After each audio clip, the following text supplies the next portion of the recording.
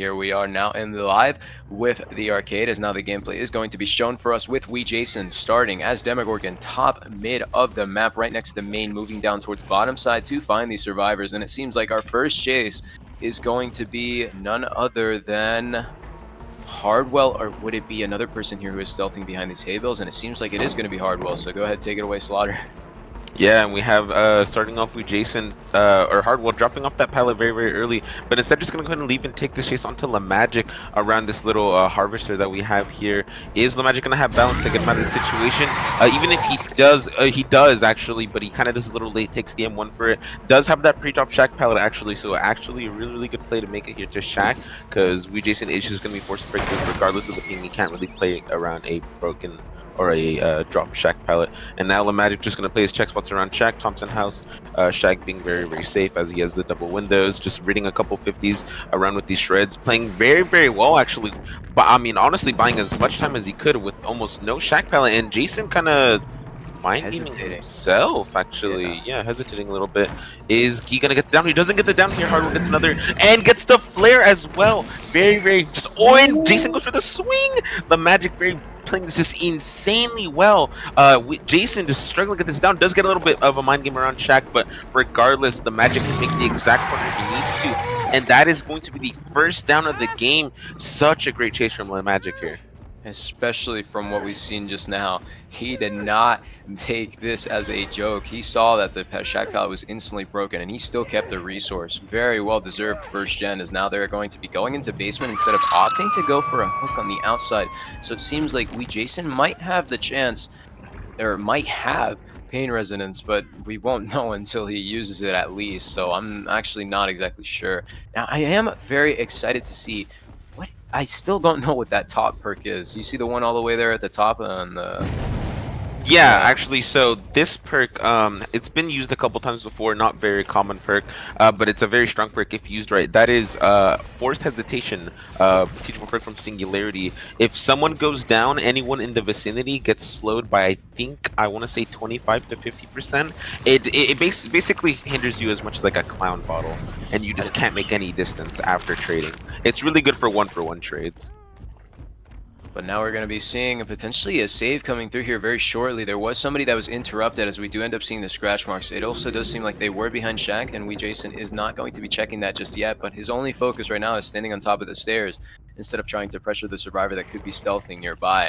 Only to have LeMagic go to second state, which it seems like weeJason is now content with leaving them to be saved as the second state is hit. He is going to be interrupting a gen here very shortly, but there's a lot of progress on these generators that he's currently going around to patrol. And in this very moment, it seems like weeJason might be committing to a chase here, as we're instead actually going to be seeing him kick this gen, and he does not have anything to kick it with, I would assume. So we are not going to be seeing any extra progression from this, as now we're going to be switching over to the survivors. Hardwell is fairly close by. It seems like he is going to be going in for the save here very shortly. And the other two survivors, which is going to be iPick and parentheses, is going to be the bracket. And I mean, with the pressure that Jason got from the beginning, or with the pressure that Ariandel got at the beginning, it's gonna be a little hard if Jason fully camps us up, because he lets them get the maximum gen pressure. However, lucky for him, Hardwell was set up for the pool that entire time, so the team wasn't as efficient on the gens as they could have been. So now we see 3 generators still up while LeMagic is about to die, and they're gonna go into a 3v1, still needing to pop an extra gen after they pop the gens that they're currently working on.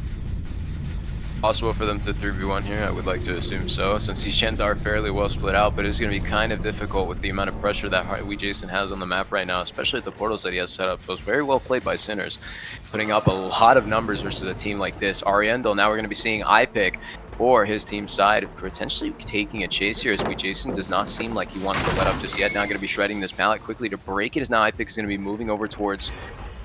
Wait, where did iPick go? He's still playing this loop. That's third gen of the game. That's the middle gen also lost. iPick taking now a hit, going behind main. Now going to be moving over towards the left side of the map. Now I think weeJason is going to leave this here, yes. And now going back to this gen just to kick it and have it regressing, as he's now actually going to be seeing the parentheses, the ace, taking chase on these two very close, very exact same pallets. Like, geez, some very lucky RNG, but Ace is going to end up taking a hit either way, and now weeJason is going to be going over for the kick. So a very fast exchange for our killer, but it is going to be very beneficial for them. Yeah, and Jason is getting a couple tags here and getting the survivors to get a little bit of split pressure, forcing them to rotate and stuff like that for resets. But if Jason doesn't get it down soon, these gens with very high progress will pop, and he needs some kind of pain resonance, some kind of pop was the weasel, something to help him regress these generators. Because if he doesn't, the survivors will just get these resets and they will just pop these gens. He does catch out the injured ace here, and I want to talk about real quick the change of Ariandel roster. We have iPick instead of the usual. I want to say the ace is Arima, but I think no bubble on this roster, so very, very interesting. I wanted to note that. But now we have ace. Yeah, oh, the excise as well. Yeah, correct. And now we have ace just taking this chase around this pallet, drops it very quickly, knowing that the demo can try to run that structure. And ace going to try to go for the shredder run. The jungle gym does not get it. Jason kind of going for a little bit of a prediction there, but the ace is taking very good pathing on this jungle gym, not allowing him to get shredded very, very easily. And is going to be playing check spots. Does kind of get caught out here and does get the hit. Jason, knowing his the limits of his connection, is going to go for that shred. Probably would look very, very interesting on the aces side, but that is a pain resonance and a very very crucial pop goes to the weasel here that should be applied to the right generator, and does actually go for the shred onto iPick. However, doesn't get it. iPick playing a little bit risky there. Getting that tag could have been very crucial, as if Jason got that tag, it very well could have been 4K1. And now he just needs to protect these generators and get some kind of tag, and that is going to be, is that 2 SPs, or was that just? I think that might have just been enough distance. No, I'm not sure. Okay. It's life. Hardwood, we did see earlier. Yeah. Life on the right. He does also seem to have quick and quiet, as we did not hear anything from that ball. And now he's going to be taking chase and tag coming through with weeJason getting a quick shred. He's going to be moving over towards Harvester. They do get the save off onto the ace, and it seems like weeJason might leave here, but no. Instead, seeing Hardwell that is completely zoned, he's going to be focusing on this down. But the two very well mean a lot of pressure for these survivors. He's died completely away from the gen that was kicked with Pop Goes the Weasel. Even though that was a lot of progress that was lost on top of that generator, that is still an opportunity for them to pop it with how far Hardwell died away from it. Yeah, and Jason not getting a pain resonance in this corner of the map is really bad for him, as it doesn't mean that he gets 2 separate generations at only 1 separate generation like action. Now he can't use pain resonance on that other gen. It's going to be pop only applied to that generator at 5. However, for his favor is that that's only the second generator still. They still need 1 more generator to fully get out of this game, and the ace is injured and he knows where iPick is, so we can kind of hold this choke between the unhook and the shack. And ace kind of getting out of position here, not committing to that down though, but I think he should have, as he still has pop and he knows he can still go pop that gen at 5. He just needs to not let this ace get too far into the map, which he kind of unfortunately already let him do.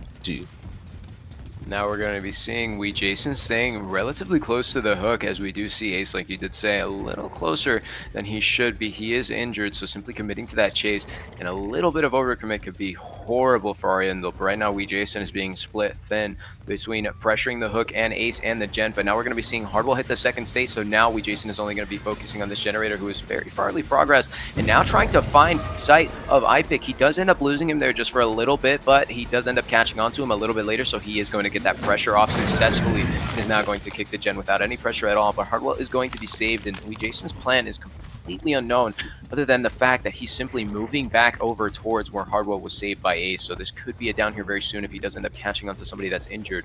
But I would assume for them to run topside, so weeJason's only plan to keep up onto iPick, as he does know the other 2 survivors are probably going to be resetting.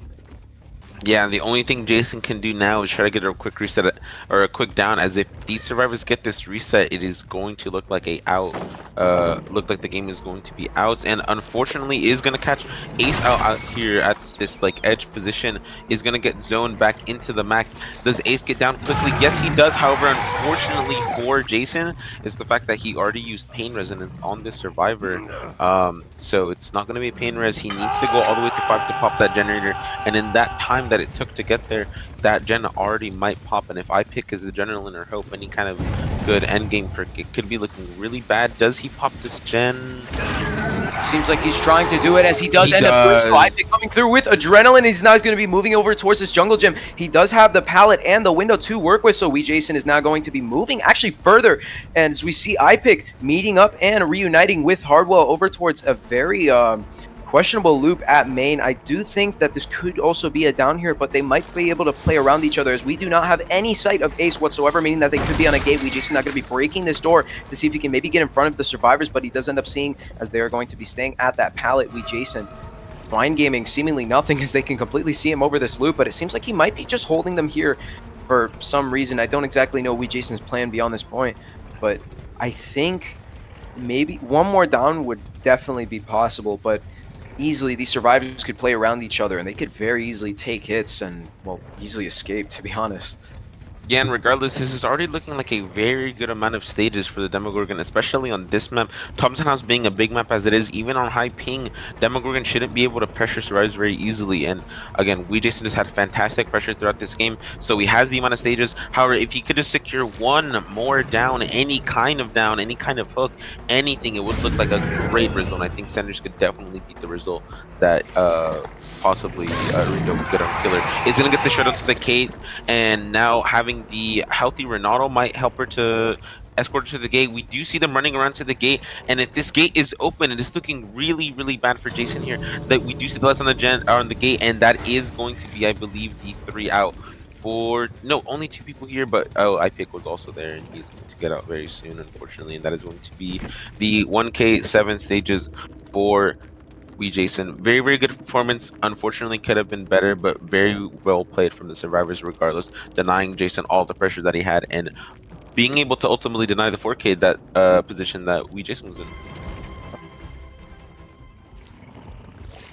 And welcome everyone back to the arcade. I had to check there quickly because I think my mic was bugging out for a second. But we are now back with actual gameplay of Sinners vs Ariandel with the second game of the first set, which has finally been brought to us after a bunch of bug fixing, or not bug fixing, but just fixing up the ping and making sure that everybody's playing on the correct servers, which is going to be now with Bubbozavr on the Demogorgon against these Sinner survivors, which is going to be Bucky, Gustavo, who is currently in chase, Sweet Child, and weeJason. So very interesting to see, and actually excited to see finally a game that is going to be fully played out with an amazing attempt there by Bubbozavr. That is not going to result in a down just yet, but a fairly good first chase that is kept away from all the active gens and could potentially be even more.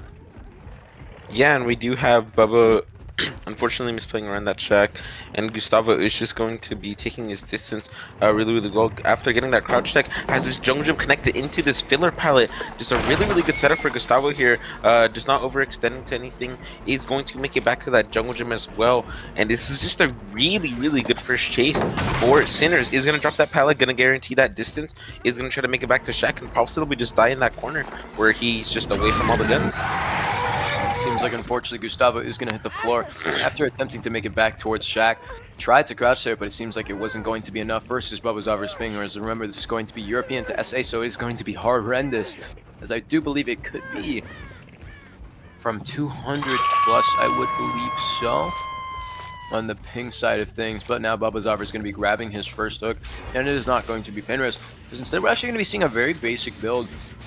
No forced hesitation, as weeJason did end up running. Instead, we're going to be seeing agitation to make those pain resonance hooks, but it seems like Bubbozavr did not go for that pain res hook, as we are still looking at 4 stacks right now and just getting Pop Goes a Weasel on the gen. All the way on the opposite side of the map, now save coming through from Sweet Child on to Gustavo, but not committing to anyone just yet unless there's somebody here at Country, which it is going to be Gustavo. Yeah, and Bubba really feeling the consequences of that first chase, as we do have both of those gens popping, and Gustavo is barely on first hook, and that is going to be a really, really good hit take from weeJason. Unfortunately, Gustavo just doesn't make it anywhere, unfortunately, due to that Black Heart that Bubba has, the add-on. Really, really good for cutting the distance, really good just add-on overall, and that's going to be the second hook going on to Gustavo, and now actually Bubba looks like he's not in a bad position now. Actually, because it does seem like, I mean, he's definitely bringing it back, especially with now weeJason going to be in chase in a typical dead zone, as he only has the shack window to work with. Bubbozavr expecting him to try and meet him ball inside, a very good attempt there, but weeJason did end up just playing the longer side of things, which is very risky considering how he is SA to EU, so he is going to be taking it down here very shortly. Whether he decided to vault that window or not, he needed to do some nasty dodge, and that is not something that is very easy against Bubbozavr, so that is going to be another down for Bubbo. It just seems like he's actually going to be hooking on the exact same hook, which, remember, is not a pain resonance hook. It is only going to give him Pop Goes a Weasel. Yeah, and now Jason being on that first hook, 3 stages for Bubbo now. Remember, all he needs is 8 stages or more to win the game. So now this 3rd stage being acquired, and this pop goes to the weasel. The survivors are really feeling the pressure that Bubbo has. They need to now just play very patient, not give him any free tags, any free downs, and work these gens in a good area. Yup. But it does seem like Bubbo could easily, whoa, especially with that, I was about to say, Bubbo could very easily lose all his ground here. If Sinner decides to play it perfectly from now on, that would be Bucky not taking a tag here just now, and for them to safely get the save without them taking anything. But it does seem like a crow did go off, so there could be potentially somebody very close by coming in for the save. Will Bubbozavr be able to find them? Let's see if there is actually somebody nearby. Bucky staying on top of the Shen over here at 1. Gustavo on the left side of the map, and it seems like who's going to be the 4th survivor? They're actually both in that area. Both Sweet Child and Sweet Child and Gustavo were there while weeJason was rotting away on hook, so he's going to be hitting the 2nd state, and now Bubbozavr is going to be going back over towards Bucky's Shen to potentially commit to it, but nope. Instead, he goes back to the hook, and the save is going to come through. No, the save actually does. Wait, it does actually, and I'm very surprised they actually didn't have someone splitting the gen at 1 and 3 splitting instead, because Bubbo can't pressure that. But it's fine, as Jason just needs to have a bit of good chase here. Versus Demo, actually, there's no pally here though, so Sweet Child will need to take a body block, and Jason needs to make something very, very far away from these generators, as this generator on the right, generator split on the right side looks very, very good for Bubba. Yeah.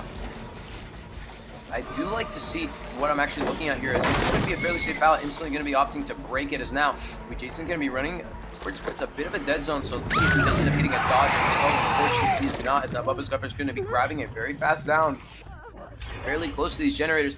Oh, unfortunate, as it does seem like that was a Painter's hook right here in front of him, but unfortunately he was not able to stop them before then. This is still very possible for Bubbozavr to easily just clutch it back. After all, he only needs just, well, I think he's already fairly close to the tie result. 1 more kill for sure would guarantee it, and especially with the survivor extremely close by, as it is going to be Gustavo taking a very fast shred there. He's now going to be moving his way over towards main once more, but Bubbozavr is going to be completely leaving it and actually going down bottom side to pressure these generators with Pop Goes to Weasel. He is and only needs 1 more kill, which is very possible for him, but again, he would not like to just throw it all away by committing to 1 chase, so smart decision by Bubbozavr. Yeah, and catching this rotation by Buck here at edge map, Bucky is just going to inevitably take a tag here, as he has nothing to really get to. He's going to take that shred, is going to be the reduced cooldown from the add-on, and these survivors need to pop that generator now if Bucky has any kind of adrenaline or hope this would really, really turn the tides of the game. However, it looks like Bucky is just going to opt to just die in basement, away from a pain resonance, and hoping that the survivors pop the gen. I hope they're doubling, or hopefully they're doubling and the gen does pop, because otherwise it's going to look like a really, really hard position here. And no, Gustavo only has barely less than a quarter of a gen on that progress on that gen, and Bucky is first took. Bubba will just pressure with TPs now, and the survivors can't really get any significant pressure. It's really hard for the survivors now. Almost did end up having a small bug there. You know the Demogorgon teleportation. Yeah. Thank God. Thank you to Rhyme for not letting that happen. So huge win for us here at Casters, and about to be a huge win for Bubbozavr. But it is not over for Sinners, even if they do end up losing the first set, as they do still have to deny as many points as possible in the event of a tiebreaker. Of course, everything matters, especially when it comes down to these top teams, because they will be tooth to tooth. Right now, seeing Sweet Child around Country, as both Bucky and Gustavo are injured now. No pallets or anything to work with except a very risky video. Not going to be going for a shred. Tries to do that crouch check there, but Sweet Child is going to lose distance because of the loss of that hit, trying to crouch check it. Maybe another crouch check coming through. Not going to be going for it, but instead going to be going over towards his pallet, which they do end up making safely. Dropping that as now Bubbozavr is going to be putting his portal down and moving his way back over towards 1, to where we know these survivors are going to be pressuring these generators very harshly. There's going to be very close survivors. We do end up seeing those. Dang, that's a lot of distance. That could have been sprint burst. Bucky making his way down towards the bottom side, away from the generator safely, as Bubbozavr is not going to commit. Instead, travel all the way back through teleport to the bottom side once more. Yeah, trying to find someone out here, like, kind of caught out in a bad position. However, our Sinners positioning himself well. However, Bucky might take the down here at Shaq. He will actually dodge, gets the crouch check. However, does not get the window as Bubba did block it. And now we do have Bucky going to go on hook now again in the basement. Most likely, no, actually, Bubba taking the hook out with agitation. And now, unfortunately, though, for Sinners, is that both survivors currently are still injured. So if Bubba finds any of them, it could be a very quick down, a quick chase into a down. And for the survivors, for Sinners, they can't have that. They need gen pressure. Yep, but they're about to lose a lot of that when this pop goes completely destroying that generator. As I do believe that is their most progress gen.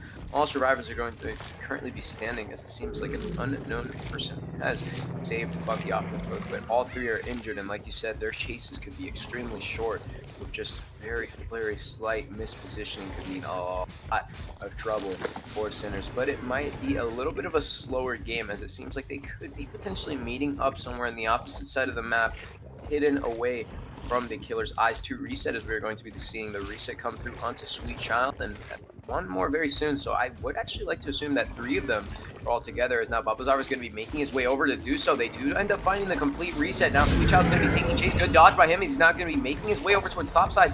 He does have this pallet still up, but he's going to end up taking a tag no matter what. Quick shred there, as it seems like Bubbozavr is going to be focusing on the other survivors instead. Remember, Bucky's reset was not finished just yet, so Gustavo could be going over to finish it, and I do end up predicting that correctly. But let's go ahead and see where they were, as they are going to be at Shaq, Bucky, and Gustavo are still here, but Bucky is going to be found out trying to stealth around these hay bales. Now going to be making his way over towards Cowtree once more. No sight on Gustavo, but Bucky is going to be committed to, and he's not going to have much to work with at that.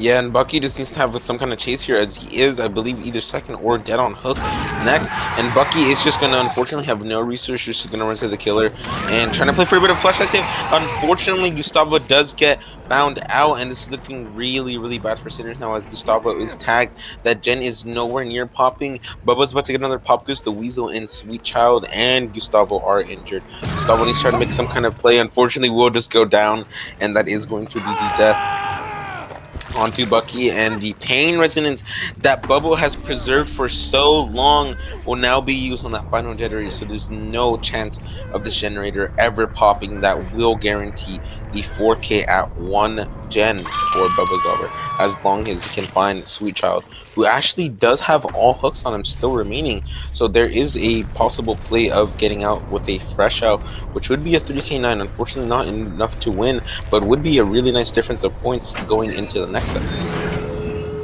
Which is going to be adrenaline, meaning that this play is a little bit more possible, but it's going to be fairly difficult, considering how Bubbozavr does have all of these gates quickly set up back to back, one after the other. So now he's going to be checking around gate 1, and he is going to end up finding Sweet Child, as he does end up losing quick sight of him, expecting him to try and teleport down towards bottom side, which would have been a good play if Bubbozavr did end up doing so, but that is not going to be the case. So Sweet Child is going to go down, trying to dodge Bubbozavr's shred, but it is futile. As you said, a 4K1 result for Ariandel. So unfortunate for Sinners, going to be losing the first set here, but they do still have a chance with the other 3 to 4 sets that will be played out. And don't count any team out, even after winning one set. One set is all it takes to get back into the groove of things. As we know, top teams do have great performances, but they can also have bad performances. So we will be right back next with, we will see the Ariandel killer on the Hillbilly versus the Survivor set of Sinners. Do you like what I saw in that match? No lie. Killer with absolutely... well, I mean, an insane turn rate and a broken amount, because they did not have any overheat mechanic back then, meaning that Hillbilly was technically just infinite chainsaw back to back. So super excited to see, especially with the new changes, considering how he is extremely fast now, as we're going to be watching him spawn in on Groaning Storehouse and instantly taking a chase. Oh my god, that would have been horrible. Sweet Child now at 1. Yeah, Sweet Child very getting Very, very fortunate with that crouch that cover. Bubba is going to play on this pellet. Does drop the pellet on the right side. Sweet Child, very, very good play there. And now is Sweet Child going to get zoned out deep? But no, unfortunately, does not get that stall. And Bubba does have to stall around this window. And Sweet Child does make it around this window. Does dodge as well. No light, I think. But I think it's a very, very good vault. Is not going to take that M1. Instead, just going to go ahead and vault after. And I think Sweet Child is dead. Very, very unfortunate. Maybe did not see that pallet near the side that she was running to. However, this is going to be just a very, very fast down for Bubbozavr, and near a generator, however, deciding not to hook on the generator, instead gonna hook on a pain resonance. I'm not gonna lie to you, dude. That was a really, really weird start. Good plays by Sweet Child and good plays by Bubbozavr, but dude, if you got that snipe at the beginning, that would have been horrible for Sinners.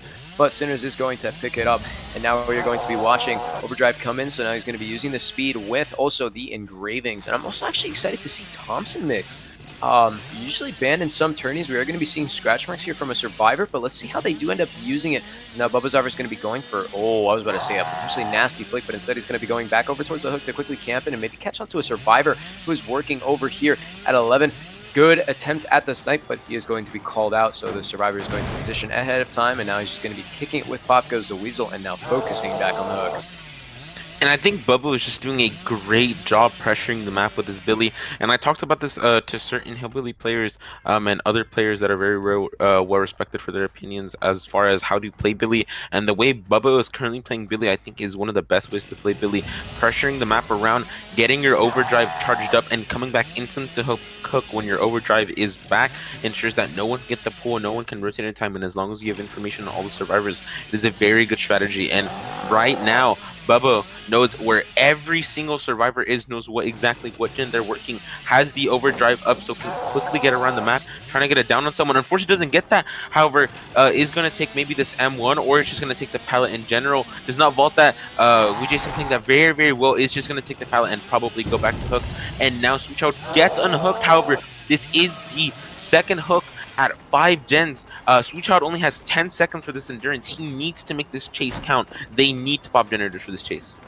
Very much so, and I would actually also have to say, Sweet Child does have a fairly safe palette here to work with, but of course, remember, he's playing on ping. Good attempt there. He ends up winning that 50-50, and now he's going to be making his way over towards the window. A very smart play, as now the window, remember, has only not been broken, but also is going to get him a lot of distances. He does safely make the back of main. Oh my god! Unfortunate. Very, very good chainsaw by Bubba there.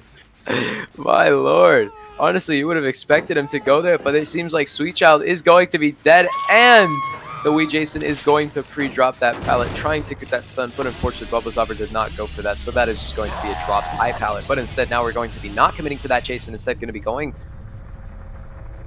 tending a prayer to God right now, I believe, because now he's going behind logs and finding a survivor. So let's see who it is, and let's see if we're going to be seeing a nasty flick here. Oh. Unfortunate, does not get that flick at them. However, Vinny just dropped that pallet, and now Vinny in a chase with Bubba's Billy. Overdrive just end, so now he needs to charge it back up. However, Bubba just not going to take the chase instead, just going to go over to check his gens. He has a gen at 12 here where the pallet was dropped, where the survivor was hooked and killed, and now doesn't take that chase to the person on 11, instead going back to this area at 8, I believe. It's like this little deep corner, this deep pocket, is going to find a Sir Vinny on these TNLs. Not very safe versus the Hillbilly anymore, as he just has an insane speed with his chainsaw. TNLs used to be safe versus Billy, but now with this cooldown and his new saw charge up, it is just not safe to play this. Vinny is going to play a couple 50-50s, doing the best he can on the high ping that he is. Does get hit through that window. Insane hit coming from Bubbozavr. Vinny just actually happy to take that M1 though, prolonging any kind of chase that he can have, and is just going to play around this pallet. He needs to drop this pallet in a safe place for him. But I do, and I actually like to see, we are seeing Sinners right now making a really good fake there from Vinny right now. The stream for me is a bunch of pixels. It's like Minecraft right now. I gotta wait for it to come back, but we're going to be seeing Vinny go down there very shortly, as now Bubbozavr is going to be grabbing a down after 3 gens popping. So Sinners is making a slight comeback, but it is going to be still very difficult for them to bring it all the way back around, as they do have to pop 2 more generators against a very hard pressure killer with still 3 instances of pain resonance and many more of Pop Goes the Weasel to use. And that Bubbozavr just looking so powerful and so painful for the survivors now. There's going to be a lot of gen pressure lost onto what the survivors did have. That generator almost popping now, going back to around 70 to 60%, and one person can only one other person can be pressuring a generator, as someone does need to stay around for the save, as they need to get that hook and work on that high active generator. And Bucky does actually get found out on this rug. Does Bucky go down here? Yes, he does, and this is looking so bad here for the survivors of Team Sinners, as we have Bucky down. weeJason, the only survivor up, as Vinny is on hook. 2 generators still remaining. This is just looking so bad for the survivors of Team Sinners. Did not honestly expect this at all, as it seems like Bubbozavr is just going to be slugging for the 4K. Of course, keeping Bucky on the floor and keeping sights on Vinny just so they don't end up going for it. I do know there's a big difference here, considering how most hub up players would actually play around this. They would more or less just go around the entire map trying to look for weeJason, whereas Bubbozavr is just going to be staying next to the slug survivor, and not only that, but also going over and camping the hook right now with Vinny, just staying over here to confirm this kill, as there is absolutely no pressure onto these generators that Bubbozavr is going to be worried about, as he's only just going to be checking the generators and making sure that weeJason is not there. But weeJason is a lot closer than we originally thought, as he is going to be right next to the hook here. He might be able to go in for the save, but it's going to be kind of difficult, as he does have to play around the stealth very perfectly. We do know exactly where he is. Let's go ahead and see if Bubbozavr is going to be going over to find him. And it seems like that is not going to be the case just yet. Faking the leave a little bit, as now Vinny is actually going to be hitting his death state here very soon. Well, how is weeJason going to play around this? He's really the deciding factor for whether Sinners is going to be able to at least get a hatch play right now. Oh, Lord. Yeah, and this is looking so bad for Sinners. That is going to be confirmed death onto Vinny, and now all Bubbo has to do is just look around the map with this insane mobility that he already has on Hillbilly and Bucky, about to pretty close to building out, about less than halfway, and Jason's still up, is just going to be trying to stealth out, hoping that Bucky can bleed out, and hopefully after that, if Jason gets also a hatch play, it could actually look really good for the survivors of Team Sinners. It's just Bucky needs to not get found. However, he does get found, but Bubbo not taking the hook actually. I think this is a bit of a smarter play. Bucky, after all, does have a good amount of time on the clock for Bubbozavr to at least check around the map a little bit. He might be able to find weeJason within this time. Now, I would also like to say the survivor that is specifically stealthing out right now, Nancy, is a very small survivor and is fairly quiet, so it is going to be very hard for Bubbozavr to find it. And either realizing that or just simply deciding that the wait is not worth it at all, is now going to be quickly hooking Bucky right next to Shaq, which is a very smart play considering how he is a hillbilly and can just instantly down the survivor weeJason. But now we're going to be going around the map and quickly looking for them on edge, trees, literally wherever. Even the holes that we're going to be seeing is now weeJason's actually going to be going back to the hook. Overdrive not going to be affected. Could be a down here now. weeJason's going to be hitting the floor. Bucky going around Shaq. Now going to be going back inside, but instantly going for that quick pickup instead of trying to focus on that survivor. Very smart play by Bucky, and especially, oh my god, coming in now for a 1-for-1. No, down onto Bucky. weeJason's going to be hit, as now Sinners is completely back and running, as they now have not only that, a very fair shot at making one gen possible. Quick blind coming through from weeJason, as now he's going to be vaulting into the window, now going to be redirecting his attention back over towards Bucky. Like I said, it's possible for them to get one gen, but it's going to be very difficult considering how fast Hillbilly is, and especially with the amount of pressure right now that he had on top of these survivors. He's going to find Bucky in his zone and is now going to go down. Yeah, this is just looking so rough for Sinners here, as we did have a bit of an attempt to come back, but Bucky just getting caught out at this generator is just so bad. Now this down goes back, and that is the second hook for Bucky. Jason no longer fresh, Bucky no longer fresh. There's no real benefit to going for a hatch here, except maybe a couple extra points. However, this is just going to be a good result overall for Bubba. All these hooks and still 2 gens remitting for Billy. Regardless of how strong Billy is, this is just looking like a really good result, regardless of the killer it would have been.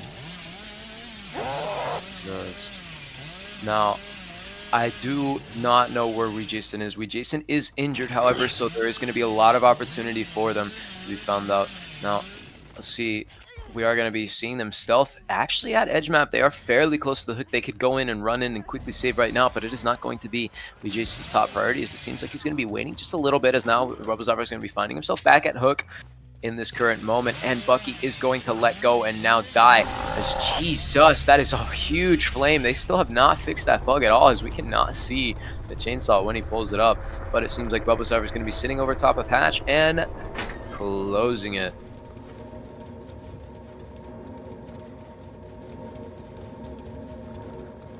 Waiting. And that is actually going to be the adrenaline onto Jason, so that's really good, as he can stealth now without having to be injured, with no pools of blood being able to reveal him. However, these gates looking very close, and Jason trying to instantly get on that gate on the bottom side closer to Shaq, however, isn't going to make it, and that is going to confirm, unfortunately, either through chasing the entire time or through Jason's death, the 4K at 2 generators. Bubbo just playing extremely well, and that is going to be a really nice crouch tech by Jason. Bubbo not going to take the M1, actually wants to get the stall, very confident stall, and actually does get the stall. Very, very well played by Bubbo, and a bit of friendly banter here between the players. Insane overall game just from Bubbo. Just great Hillbilly gameplay overall, great mechanics, great game sense, knowing how to rotate the map, pressure the map, and knowing that with Billy's new overdrive mechanic, just being able to come back to hook and pressure the survivors very quickly. Just great result by Bubba here. Let's see what Sinners can do on the killer side. Yeah, no room was given to these survivors at all. So I have to really see how are they going to be able to match this result. It's definitely not impossible, but I would assume that these players are very, or on Ariandel are not going to be giving him any leeway at all. No room for error. So definitely Sinners is going to have to play this perfectly from now on. But very hello and welcome everyone back to the one and only arcade. I'm your caster Sko, joined here by the one and only lovely Slaughter co-casting with me here today. And Jesus Christ, horrendous. That is going to be Hardwell, Phenom Locker instantly at 5 gens, and is going to take this hook into basement. Jason just confident with that locker open, and is going to find the entirety of Ariandel in the barbecue. Now, Jason is just going to look to pressure these survivors around these generators. He knows someone is here and is just going to find them and try to down them. Does get that pallet stun with the hell. Oh my god. Insane delay on that pallet stun, but is going to try to go for the Saw. Does not get the Saw, unfortunately. I'm literally crying right now. And Jason is almost gets that stall. However, I think that's actually is going to be the stall on to iPick. Very close. No, does hit the tree, unfortunately. That would have been so good for Jason, unfortunately. But iPick is still going to be chasing on the seawall. Jason knows that he has this tremendous amount of pressure. Is going to try to go the curve, and does get the curve on the iPick. Insane play by Jason, and is now just going to go back to the basement. Jason just starting off this game insane. And he's about to get another down. It does seem like maybe potentially that is going to be the case. Somebody's going to be hopping into the locker, and it is going to be... No, actually, Bubbozavr hopping into the locker for some reason, maybe going in for... Oh, tries to go for that head-on. They do end up getting the stun off, as we are going to be seeing that effect, but it is not going to result in the killer escape, as the animation was still going through. Jesus, this is looking horrible for Ariandel right now. What the hell? 2 fresh hooks at 4 generators. They only had 1 person working a generator that entire time. There is no other gen pressure on this map, with 1 person slugged, 1 person injured, and only 1 person healthy that has not been hooked yet, and all pain resonance still available to Jason.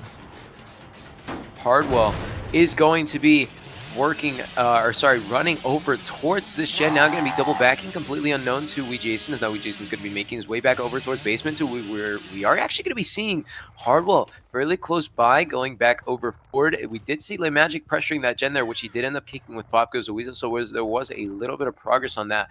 But in this very moment, this is not looking very good for Ariandel at all, ladies and gentlemen. Actually not going to be committing to iPick, who is completely injured. He's not going to be making his pallet, doing for that swing, boom, as now he's going to hit the floor with that ping difference. That is going to be another down, as now Bubbozavr is going to be hitting the second state, and I'm not going to lie, Sinners is not playing around at all, dude. They are looking for this second set, especially with that start onto Hardwell.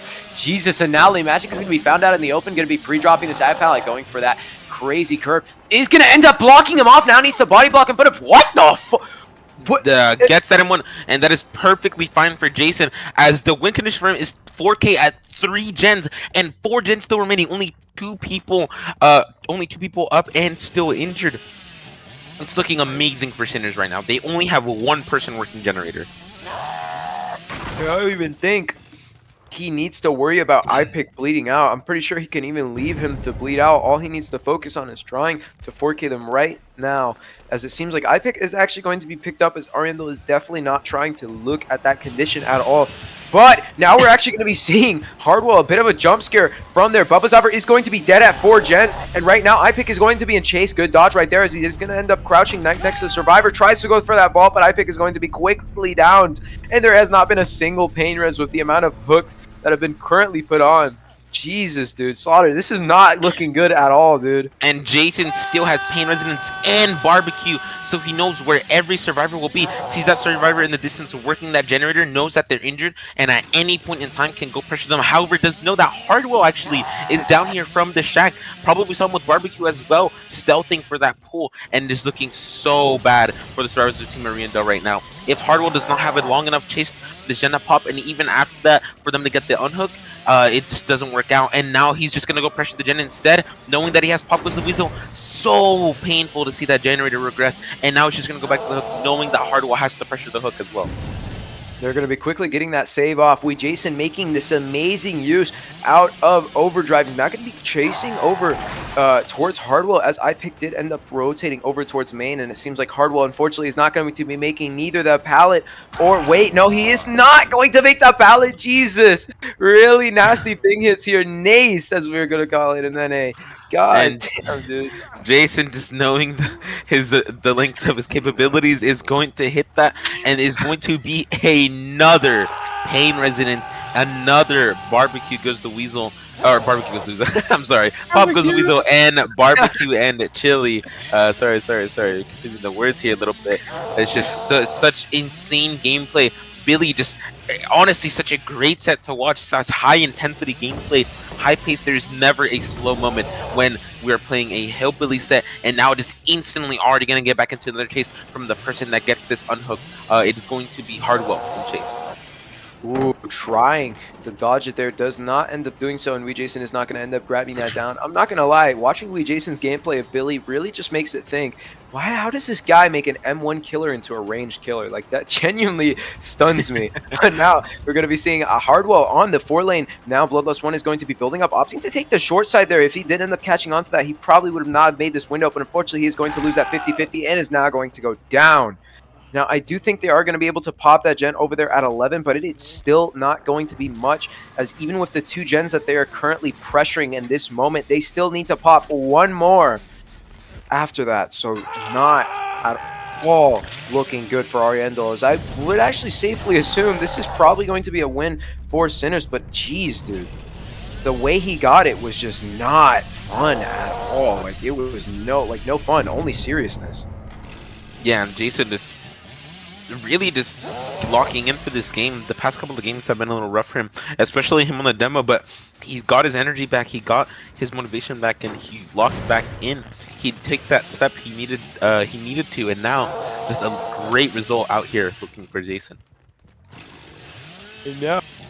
Sorry for the yawn. We're going to be seeing, I believe, iPick now over here at main. Now, I do also believe that LeMagic could be pressuring a generator over at 1, trying to go for that flick. Is going to get a little bit of distance. He hasn't caught the chase just yet, but now he is going to do so. He's going to be instantly breaking this pallet after the pre-drop is coming through, and it seems like LeMagic might be going up for a reset play, but they're not stealthing and working these gens like me and weeJason did end up believing so, as we are going to be seeing weeJason quickly checking over there, but not finding anyone, and is not going to be rotating around the map to see if he can find the survivors. And he's going to check this deep corner, trying to find either of the injured survivors as they can hear them with their moans and cries. And actually just find out LeMagic here around this tree, and is going to be a quick down onto LeMagic. And not actually taking this hook. I thought he would because of barbecue, but instead just going to pressure the gens, I believe. I mean, very easily could he just simply hop inside of a locker to try and avoid that barbecue and chili information. But it seems like weeJason is just going to be checking around the very well, it's not a small area, but the general area of where iPick could be. It seems like he did end up stealthing away there correctly. He's on the complete opposite side, so very well played by iPick, keeping Ariandel in this game so far, but this is still not a good situation. They need to pop 2 more gens to reach that tie result if they want to focus on the tiebreaker, but it does seem like weeJason's going to be going over to where iPick does end up stealthing. Let's see if he does end up finding him here. Oh, and it is going to be the case. Now he's going to be stuck at the Ordman tile, standing still, trying to get a mind game off. Does not end up getting it as iPick is going to be holding a check spot, but unfortunately, iPick is going to go down, and that is going to be the 4K3 for Sinners. Holy slaughter. Just insane here from Jason. Is going to see that barbecue, and we'll probably find that person with the aura reveal. And just, I mean, there's just no other way to say it. Jason just played extremely well throughout these games, and just like getting that quick pull out of the base, out of the locker into that basement hook. It was just from the beginning of the game, it was already looking great for Jason. My God. And now we're just waiting on something to happen. Oh, whoa, what's going on? I'm a little confused. Is he waiting for him to Maybe he thinks he has like flip-flop. flip-flop? I'm confused though. Why would you not want to pick up a little earlier? 'Cause now he could just go for a hatch play or whatever. Keeping sight of him, now going to be moving over towards Shaq. Fairly questionable play, as it does seem like weeJason is trying to avoid any extra tricks up LeMagic's sleeve, but LeMagic has ran out of magic as his magic hat does not have the rabbit to pull out of it. Sorry for the pun. But it is going to be a 4K3 result, as once said again, as no thing is going to happen just yet, and weeJason is going to safely secure a 4K3 for Sinners. So that is going to be the win. 1-1 currently for the second set. So currently tied right now. Let's see how these next sets go on, because Jesus, dude, that start and then just the continuous amount of pressure weeJason got off, this would have been completely unknown to the old Billy.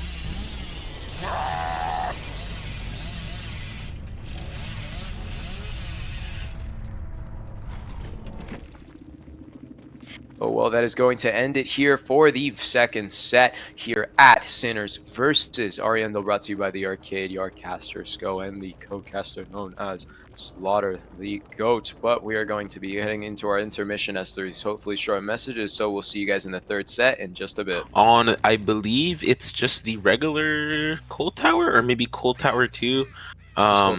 Just regular cold tower, We do see people spot one person at 3 with this already unsaved tile. If Jason takes this chase here, this actually be really good if this person doesn't have some kind of lithe or balance to make it around, and is actually going to get this mind game. And I think iPick is going to give it a very early hit that is going to be the first tag onto iPick. 5 gens still up, corrupt only less than a quarter out. Very, very good start here for Jason. Just now he's just going to be grabbing that, and now going to have an early siphon of blood continuously, as now iPick is going to be taking chase around main, which means that he is most likely going to be taking his vault, getting a bunch of distance there onto iPick, which is very good. But remember, he does not have any perks here that will help him with chase whatsoever. No brutal strength, no bamboozle, nothing.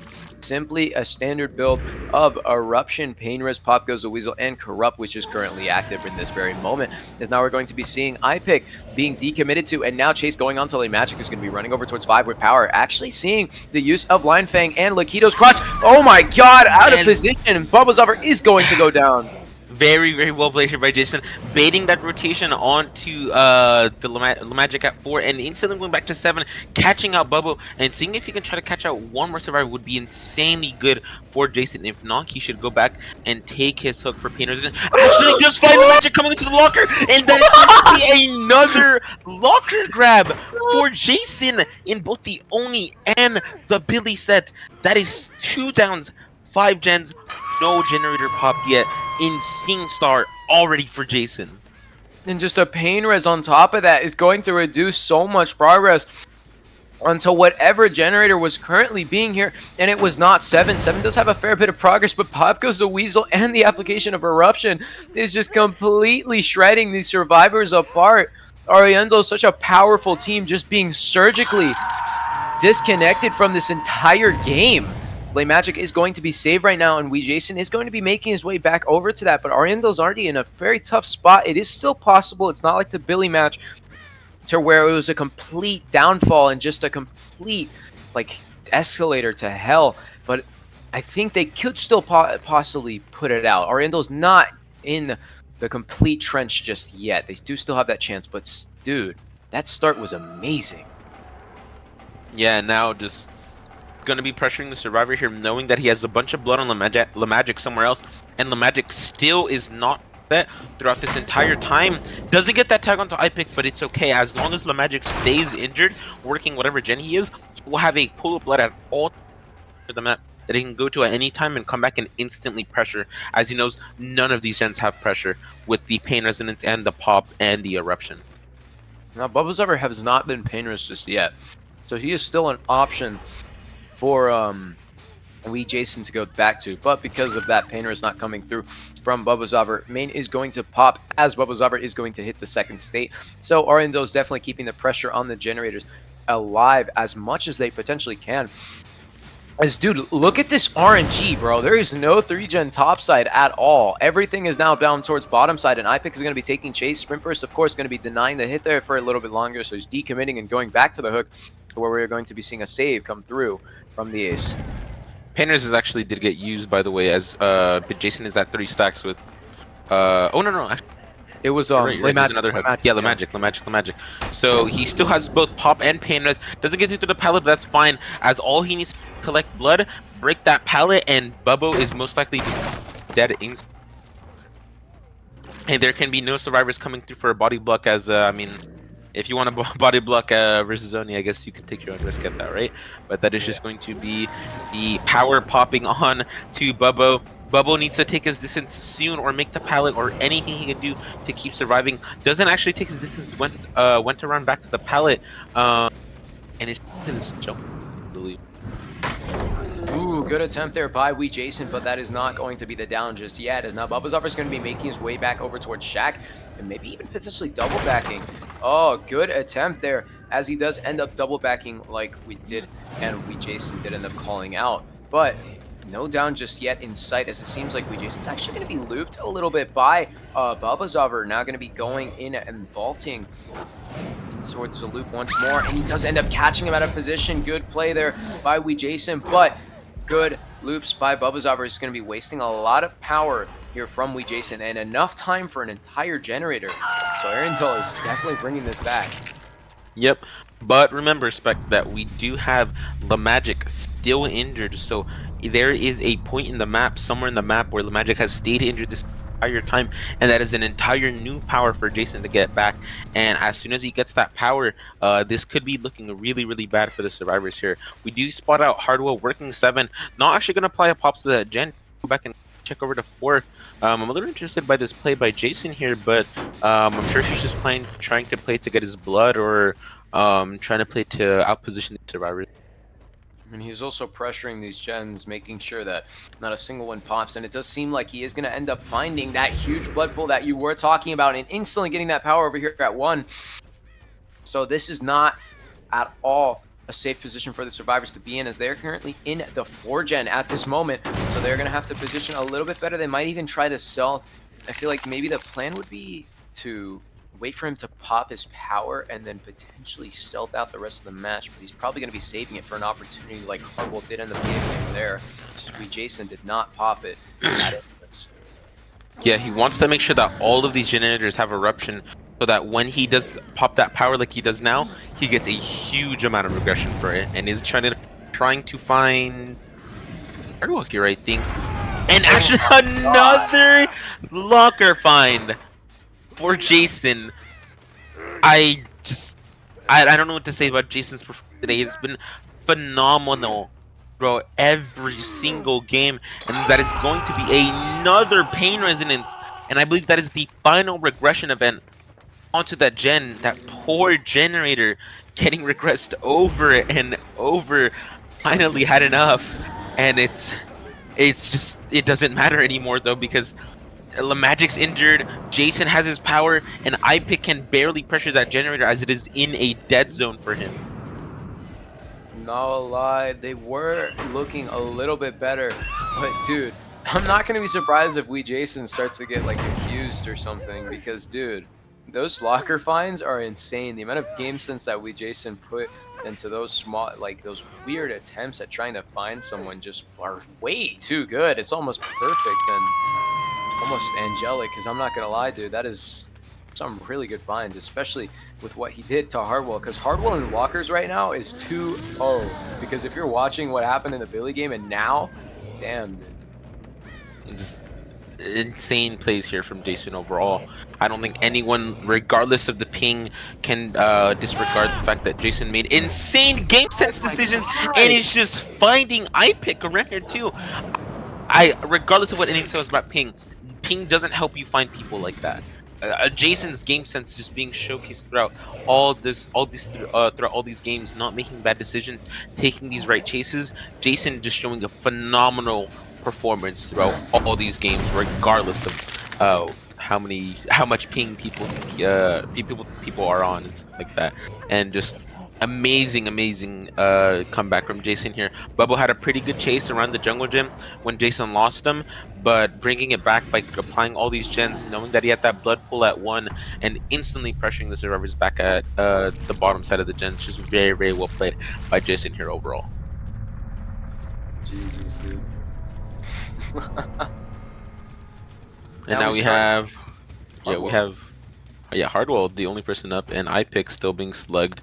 I'm not sure which one of these. It's iPick actually that is fresh. So if iPick bleeds out here, this could actually look pretty good for the survivor side of Team Ariandel. As since it's, again, we're gonna be only on high ping, right? Your first hit is just inevitably gonna happen very early, but we'll see what kind of result that Bubbo can get. I think high ping Oni can be 4K pretty consistently, but it just depends on the RNG and how well the survivors play overall with coordinations, things like head-on, playing around, good distancing and stuff like that. We'll see what the survivors of Sinners can do. However, for now, Jason needs to focus on finding this last slug. Slug and wait, he heard him, but wait, he heard him. Jason is actually just gonna leave that. Was it? He found iPick, right? Yeah, iPick was behind that rock.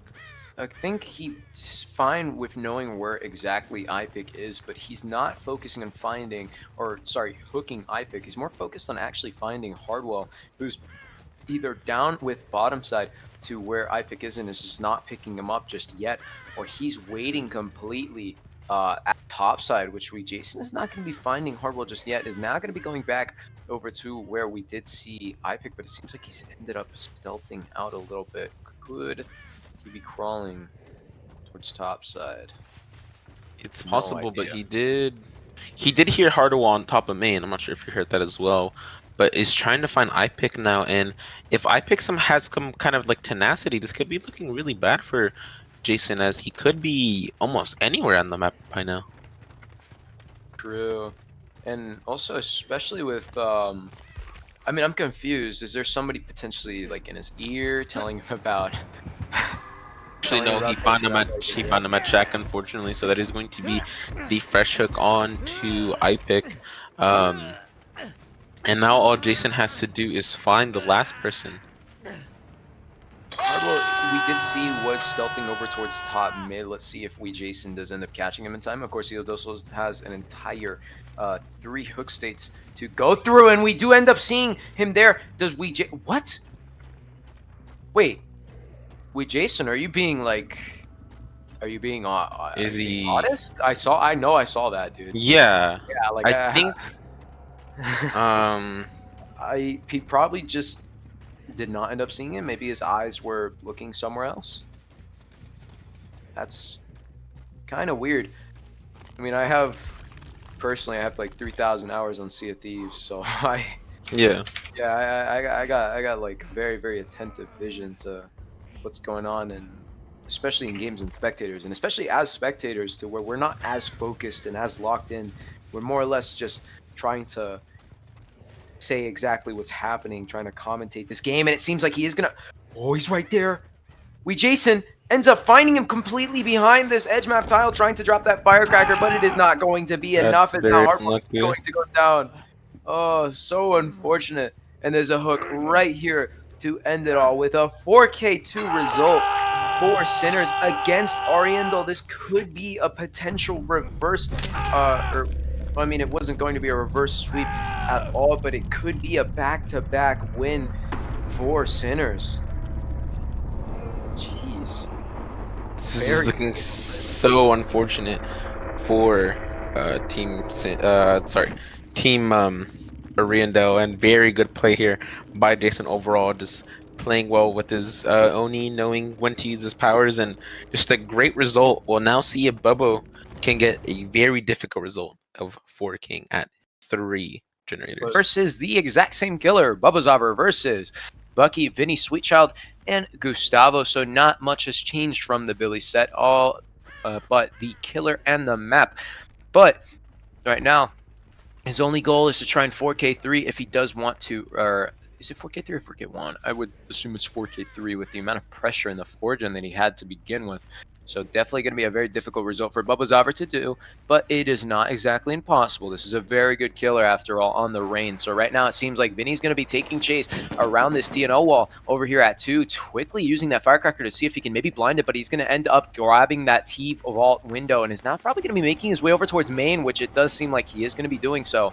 Now playing around this fairly risky palette, maybe going to be not taking that window there. I would have 100% taken that, but it seems like he's opting to use the resource instead of the 100% viable window. There's a bit of support from other survivors around just in case if he was able to use it, maybe a flashlight blind or whatever. Faking that palette is not going to be making it over towards this window. Bubbozavr is going to be leaving this chase right now with Bloodlust 2, letting it build up, but no survivor to try and transfer it to, so he's going to end up losing it. Now going to be moving over towards 7 to try and mind game whatever survivor is here. Good check spot holding by Bucky's going to keep him alive, not going to be vaulting, but instead going to be doubling back, as now he's going to be making his way over towards topside. Very good pathing and positioning by these survivors, as now Gustavo's actually going to be found out at 7 using Sprint Burst or whatever, exhaustion, or simply just running in a straight line to make it over towards these resources. Now going to be forced to use this window, and now instead going over towards 7 to a pallet that he can very easily play around. Maybe going to be looking at it here very soon. Pre-drop there, fake one,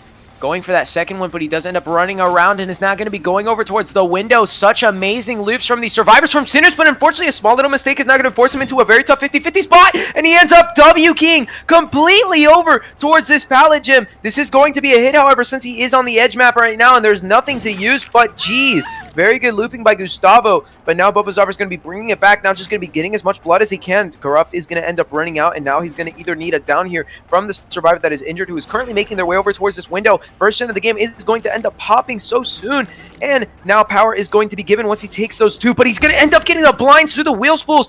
Not going to be looking at any downs just yet, but he is going to find a little bit of progress onto this generator, so this could be a down here very soon if he does end up finding the survivor that is stealthier with power. But 2 gens have popped and absolutely 0 pressure for Ariandel. God.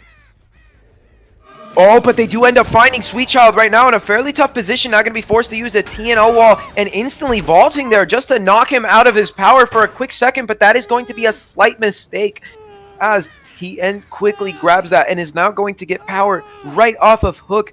Now, I don't know exactly what was Sweetchild's plan there.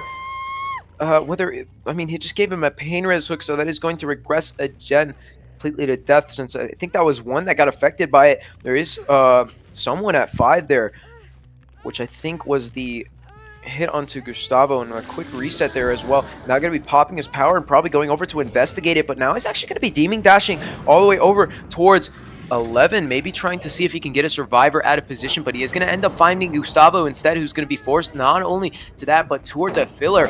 Goes for that flick, and he does end up getting it off as Gustavo drops it on the wrong side, trying not to play for the stun, is now going to go down, faking the pickup and moving his way back over towards top mid. He is at the win result right now. If he can 4K now, that is going to be very beneficial for him.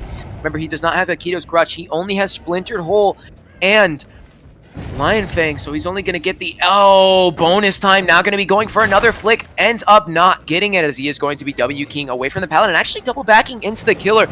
Quickly Lunasing there, going in for the save right now. This is going to be very tough on his behalf. Ends up missing it, trying to go for that flick onto Bucky and avoiding Sweet Child just to not forcefully take the hit. He runs out of his power and is going to pick up Gustavo.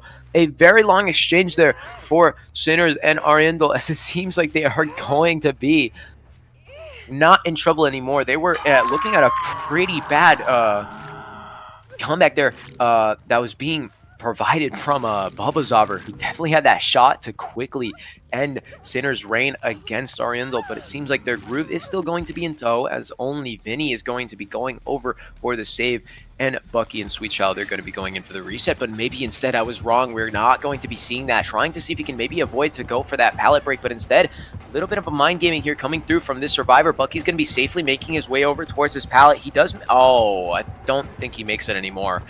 Oh, he does.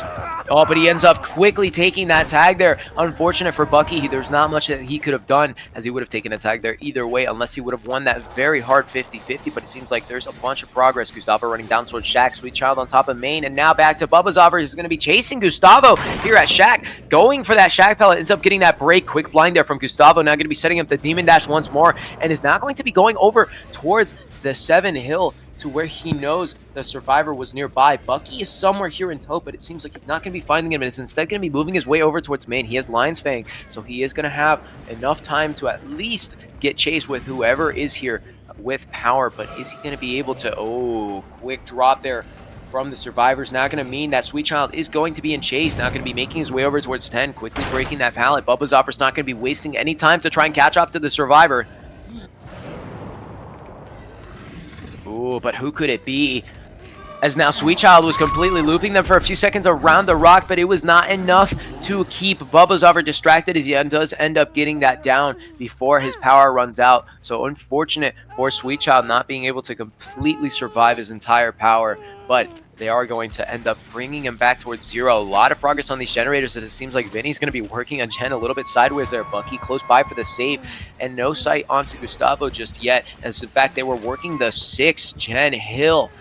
And now Bucky is going to be found out, so the save is not going to be completely clear just yet, as he needs to get out of this situation without taking it down or pressuring the save any further. Quick vault there is going to get that splintered hole value coming through, and there's a lot of blood here. It can very easily grab power. He's quickly focusing on kicking the Shen with Pop Goes the Weasel. Now going to be grabbing all the blood just to get power. A lot of progress here on 2-1, and unfortunately, he's going to be going for that pop instead of trying to tag him just to get it, but it is going to be a bit of a smart play, as now he's going to have the shot to one-shot him instead of just opting to M1 him and still giving him the chance to pop that Gen in his face. I feel like maybe grabbing another injure there would have been very crucial, but it is not going to be enough, as he quickly grabs that down onto Bucky, trying to stealth and work a 11. Eruption applying on to main, as well as now this is going to be another hook. Could this be a pain risk? And it is going to be a pain risk, so it is going to be a lot of minus pressure for 11, but now we're going to be seeing him not focusing, as they're simply pressuring everything directly in his face. They have already reached the win condition, but now they just need to go for the outs. There's a lot of progress onto main, but he's quickly breaking the door to go over to the survivors. As soon as he's done kicking this Gen with Pop Goes the Weasel, instantly popping his power, and is now going to be going over to where we see Vinny. He's going to commit to Vinny, and he is. He's just going over towards Vinny, who's now going to be playing around these pallet gyms, lockers, and he ends up losing that locker 50-50, but he is not... Wait. Where did Vinny go? Was he in that locker?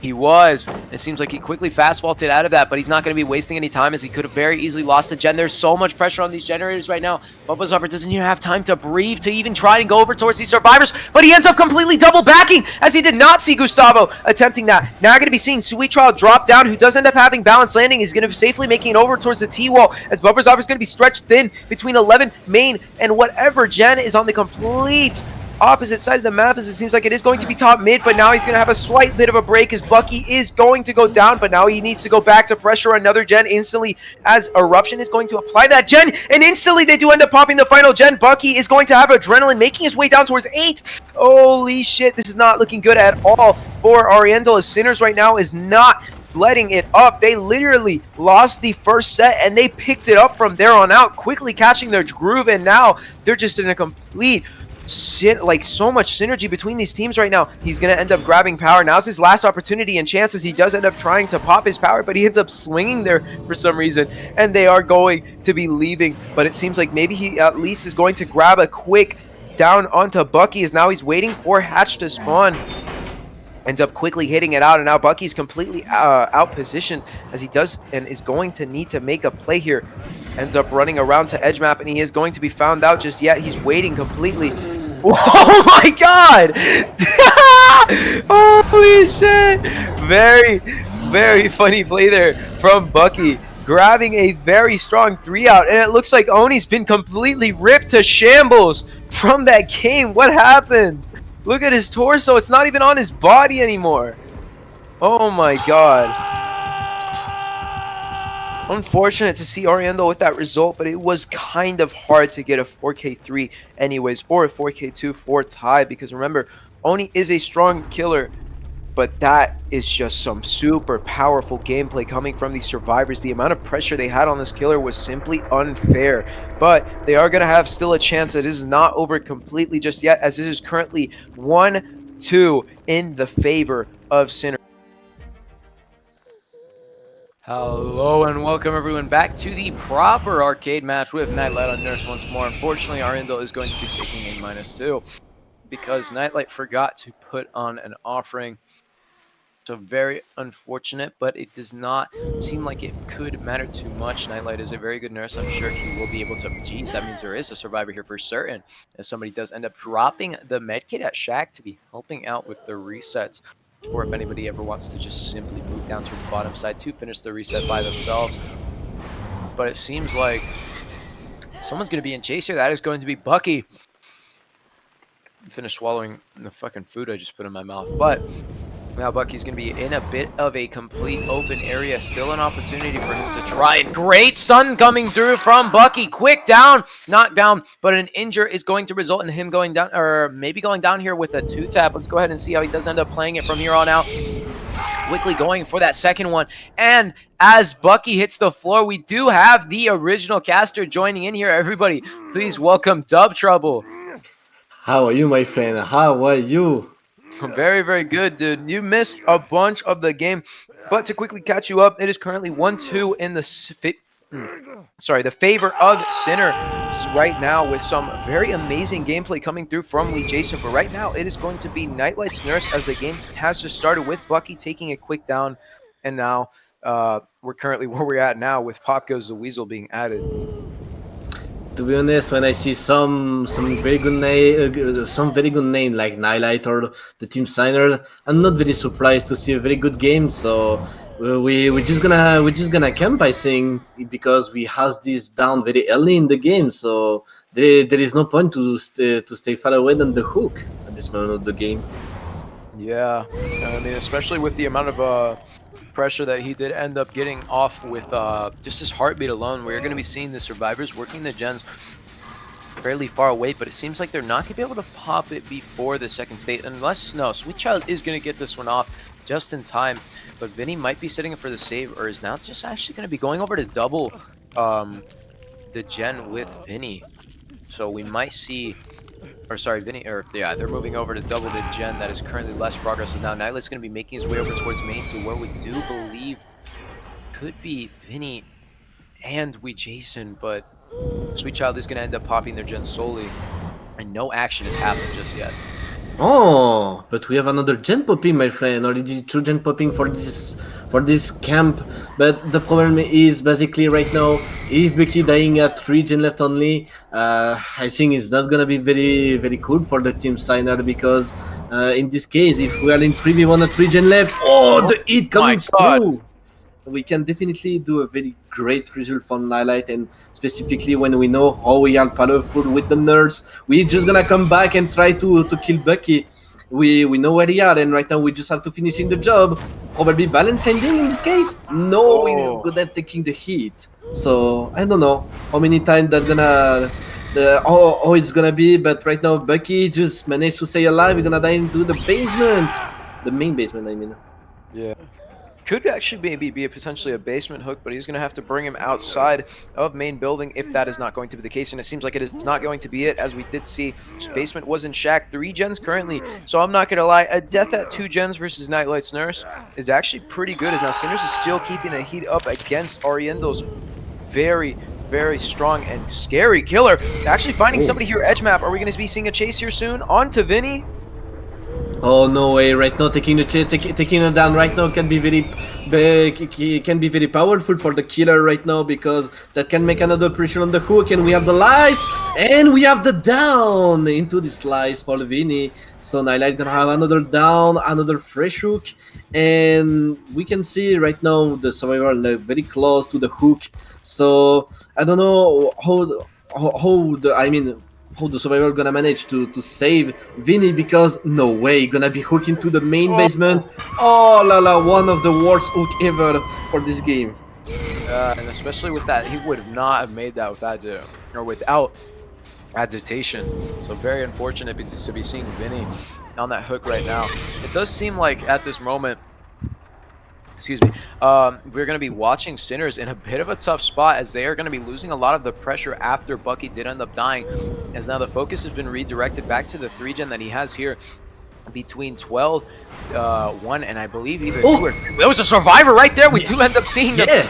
Oh my goodness. At the last second, I saw that, but unfortunately, it was not a hit on weeJason. So we know the position of everyone because we have the stretch marks. So we know the Kate was close to this gen. So we're just gonna pop it and coming back into the hook, because we know the Nancy are very close to this, and we're just gonna protect and confirm the second stage. I'm pretty sure about that. Yeah, I think right now, Sinners' only plan is to try and focus on simply just popping the gens, but it's going to be kind of difficult, as now he's going to be hitting second state, meaning that Knightlight's going to be focusing. Sorry, I said it twice. Focusing on the generators now more than the actual survivor. Instant save coming through from the Vinny, going down, instantly grabbing a tag onto Vinny as well. That's going to be the borrow time coming through, as now he's going to be blinking up as far as he can, quickly double backing. Vinny is going to get a lot of distance on top of Knightlight, keeping the main loop down here, but weeJason's going to be running into him, taking it at 1, 2 blinks directly going off. Could this be a 2-tap, trying to go for that Barker, but he ends up going up and getting another tag onto Sweet Child, completely redirecting his attention from both of the injured survivors, and now going to be focusing on pressuring the generator. Now he's going to not catch sight of whatever survivor that was there on our right. But geez, Knightlight grabbing so many injures and so much pressure in just a short amount of time. That's so true, but I think we have a plan for weeJason, because okay. I expect an add-on for this one, but yeah, I don't know what happened for weeJason, but I think it's just taking the free chase, because you know why he taking the free chase. We saw that just before. We know weeJason managed to save, and right now we're gonna probably have the deliverance on him, because he played very well and he managed to stay alive and taking some hit. But be careful, because we have Vinny here. We have Vinny just here, so no way we come back into the daily. Oh my god, very great play for Knightlight. He knew that, and this is why he just is only 1 TP. Right now we're gonna try to down the Nancy still into this basement, and we're probably gonna have to do that in 2 seconds, and yes! The down comes through. Dude, there is way too much pressure on these survivors right now, and I was completely incorrect. This is not a 3 gen Dub Trouble. This is a 4 gen with main 1, 12, and 3 or 2. But quick Blast Mine right there is going to completely remove his pop. You saw that his pop just ran out before he ended up kicking that, so that is not going to be enough regression there, and they could very easily get that up. Quick pick up there from the UB, trying to make his way over towards the locker, but it seems like he is not going to make it there in time, and that is going to be the down against weeJason. To be fair, I think it was not a very good play for the weeJason, because don't forget, yeah, he didn't use the Pop God the Wizard on the gen, but he has eruption. So in this case, he managed to have more regression on this gen. On this gen, and right now we continue to looking for the survivor, because we know the both survivors are injured, and we know they don't gonna take the save if they are not injured. If they are injured, and this is why they're resetting together over into the bot. This is why Knightlight going into the shack. Maybe we're gonna find the survivor. We can see the Kate probably.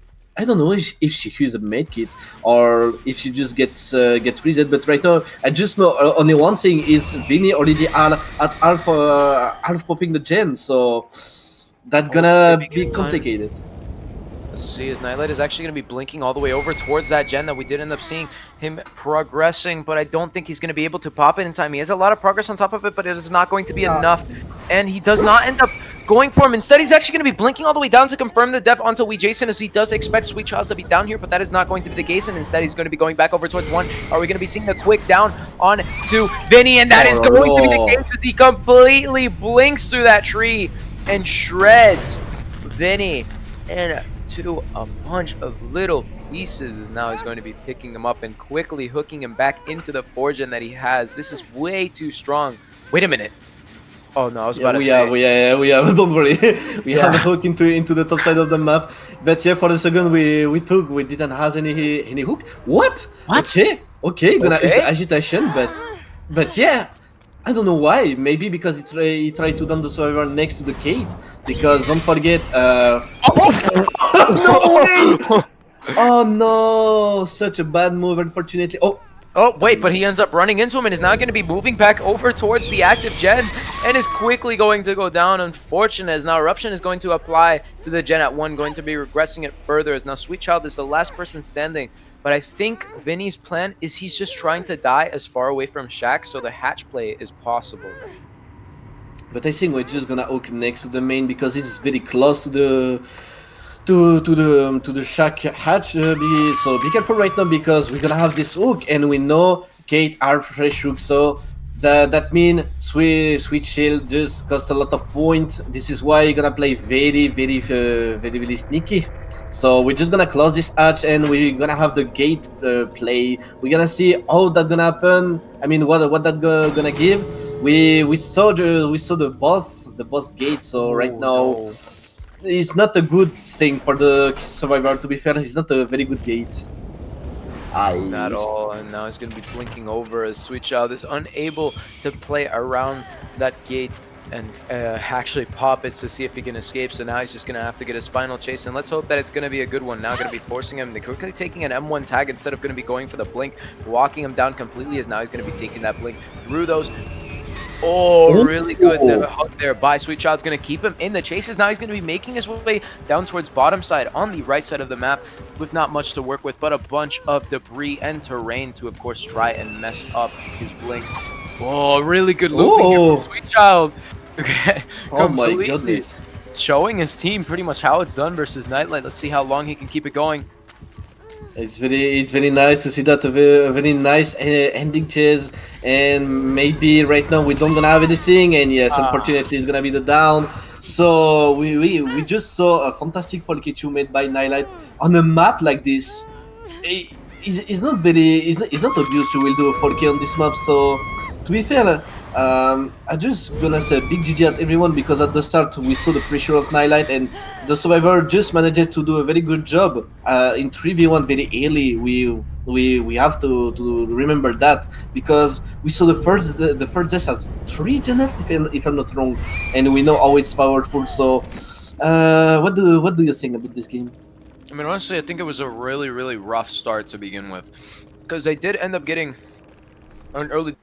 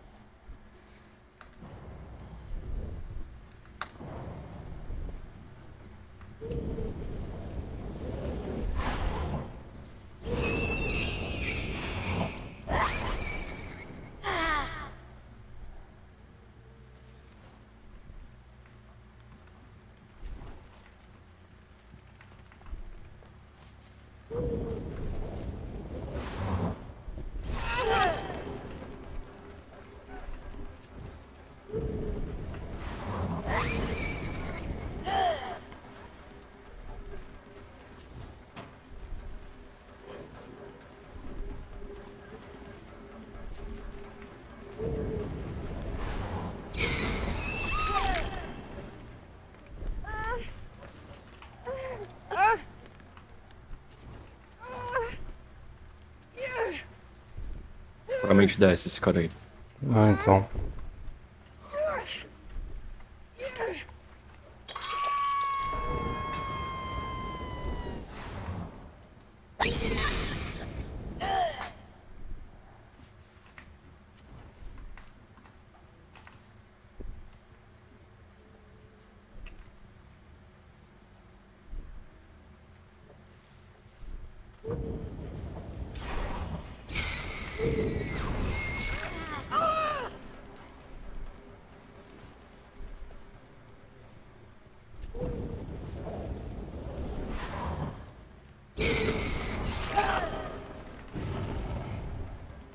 Meu jogo tá congelado, voltando.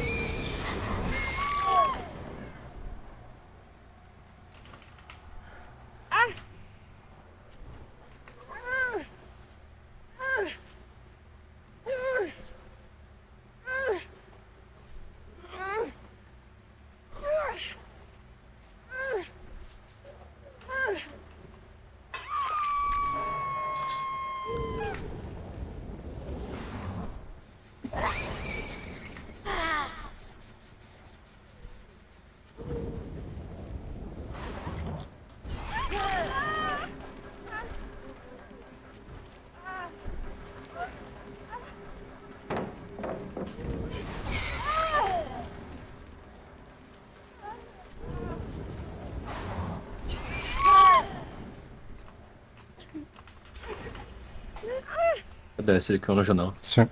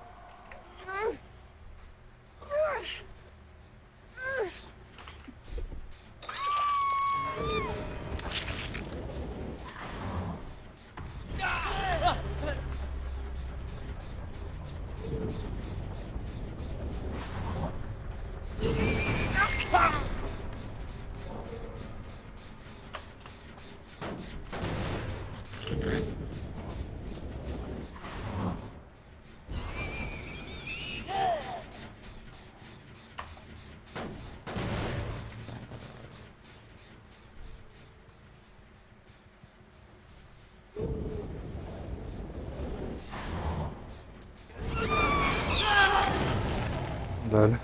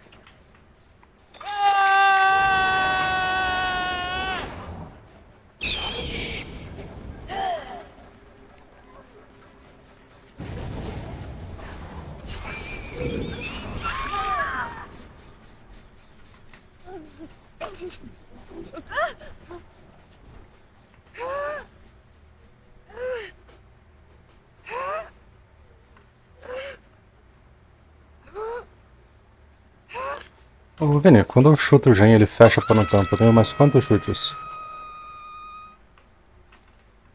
Você sabe? Não tem os números certos, mas eu acho que depois do quarto chute começa a aparecer isso. Tá. Eu não sei Mas tem quanto. depois do oitavo ele aparece pra sempre, você não chuta mais. Eu não sei mais quantos chutes eu tenho na main build, isso me preocupa um pouco. Eu acho que a main fechou. Eu acho que a main fechou. Não, não sumiu até agora. Ela fecha e abre de novo depois de um tempo, não? Não, fecha pra sempre. Você não vai conseguir chutar. Ok.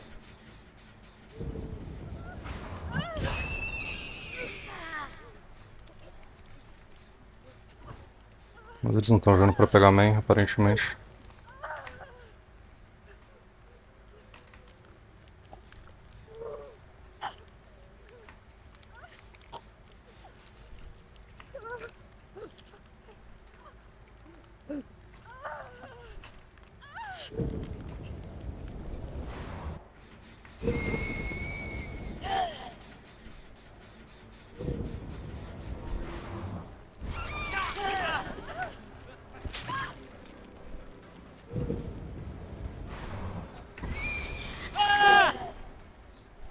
Vocês têm ficha de portão?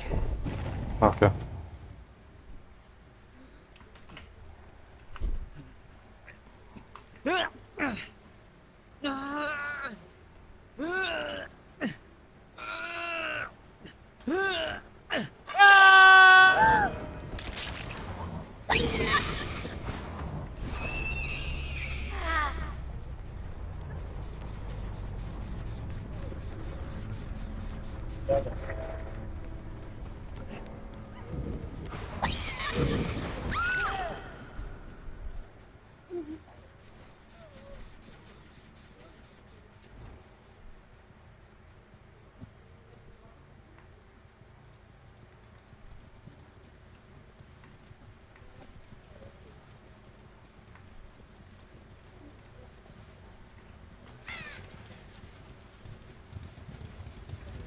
Eu diria pra você tomar cuidado com o Phenom. É, pra mim. Pode pra mim.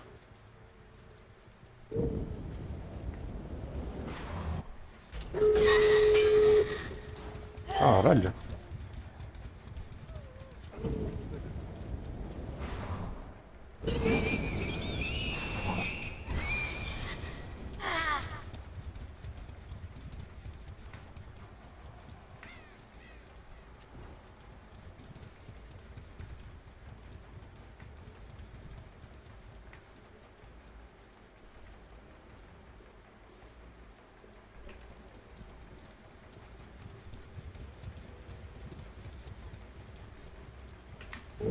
Deixa eu ver.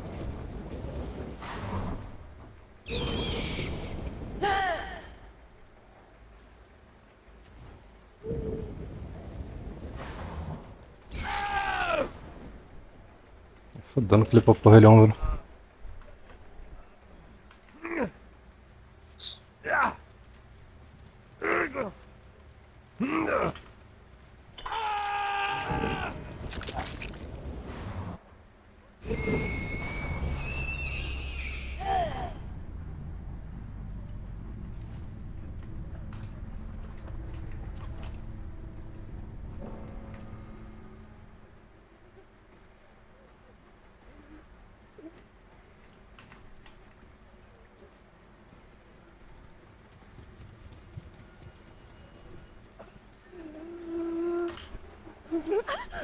Qual o mapa da regra?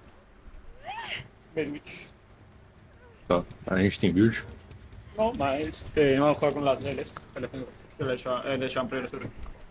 Tá. Na conta geral a gente tá. Na conta geral a gente tá com mais. Na frente ou atrás na pontuação? Acho que estamos mais. Tá. Estamos nós. Tá, aqui a gente perdeu 5. Acho que a gente está na frente.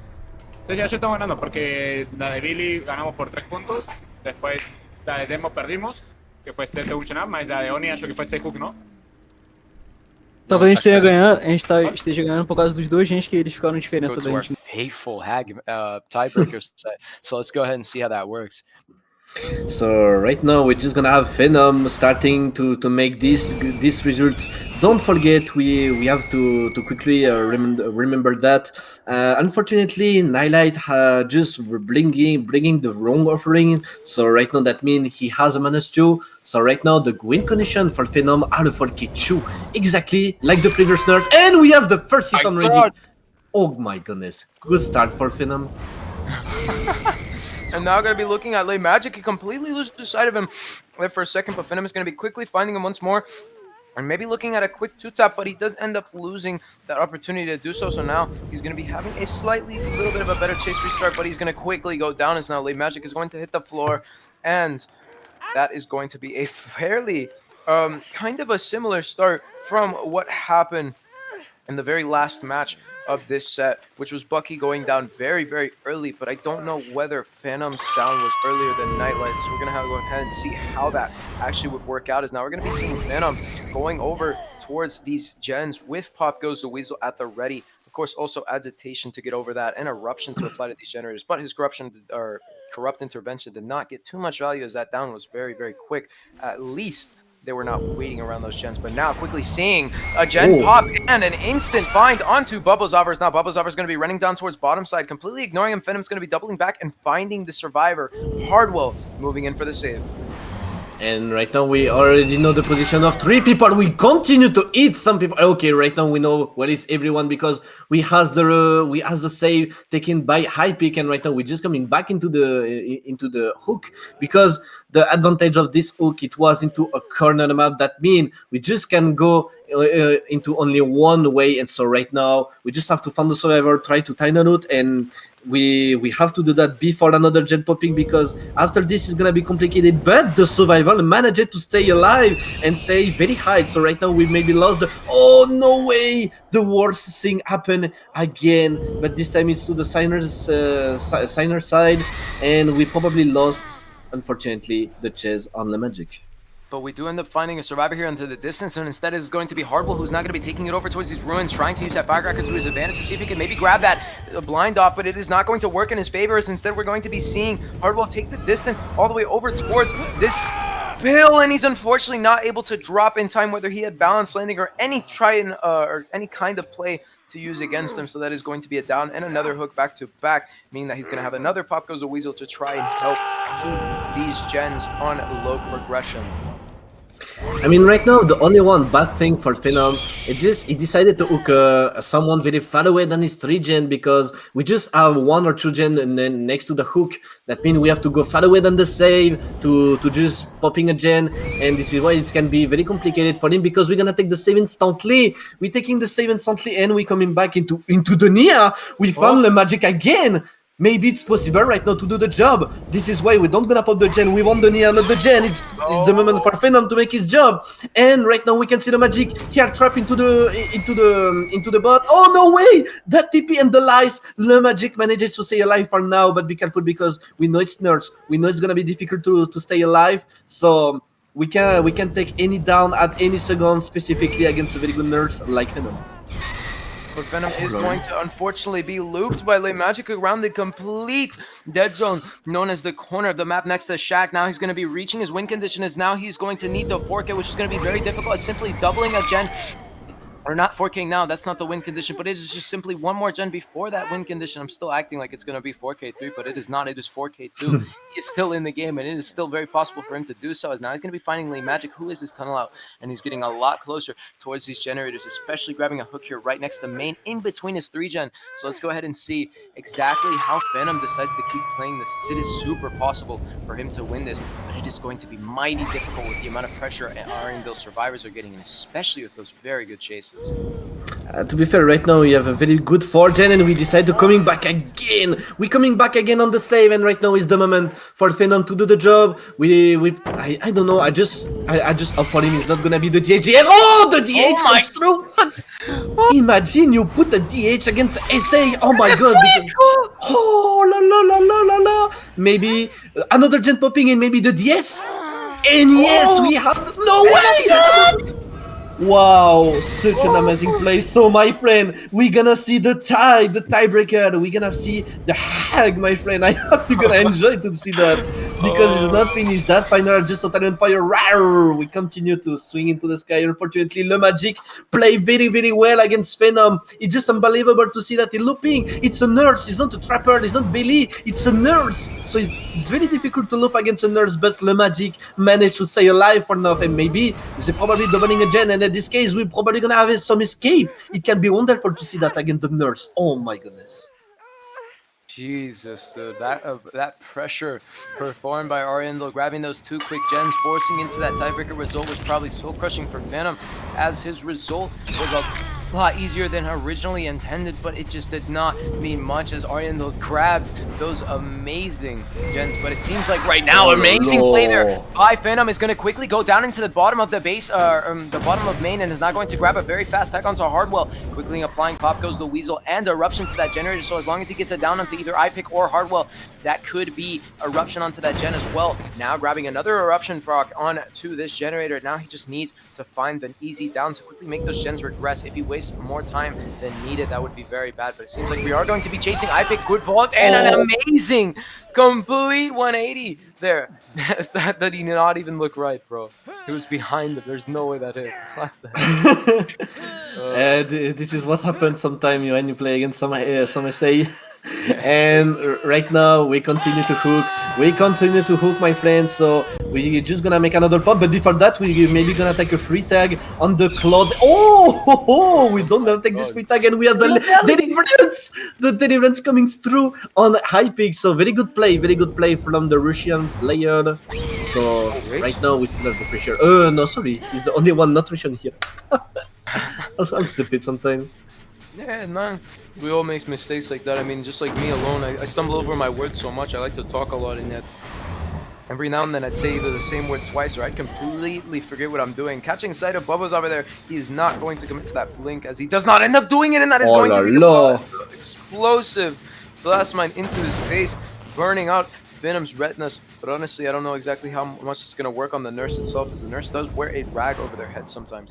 But instead, now we're going to be going down into main, trying to get in front of these survivors, but that is not going to be the case. Who could be working here? And it seems like it is going to be Hardwell. Now going to be quickly one-clicking through those 2 walls and grabbing that down on to the Hardwell. Now, of course, even though it is going to be a win, or not a win just yet, but the tie, and, you know, Ariandel does not have to worry too much, they still do need to play to their hardest, because Phenom could 4K here very easily, and so as well could Ariandel just quickly grab these outs.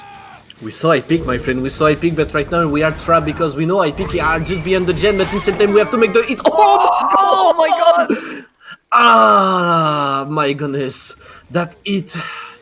I saying maybe we just heard some scream into the VC of the team Ariandel right now, because it can be frustrating sometimes to taking some hits like that, especially on a situation like this, because we know Phenom needed this hit, and right now he can make the pressure easily on the hook, and in the same time on the gen, because you're close to his region. And no, we're gonna resetting for the IP, and we saw once again the Claudette very, very close to the gen, and we want to make the pressure, but the problem is right now we have someone on the hook, and if we don't save him, and this is exactly what's gonna happen. If we don't save him, it's gonna gonna be the 2v1. This is why I pick just decided to get down for him and be careful because we know he have deliverance, so maybe he have the unbreakable too. We have to play very fast with hardware. This is why we're hitting him instantly. Yeah, but it seems like Hardwell is going to be taking that BT hit and going out safely. But Phenom is going to be going back for this pickup quickly on 2 I-pick.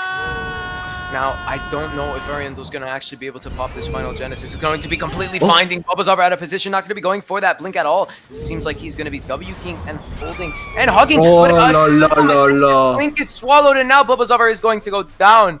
Holy. Not looking good at all for Ariandel to try and at least just pop that final gen.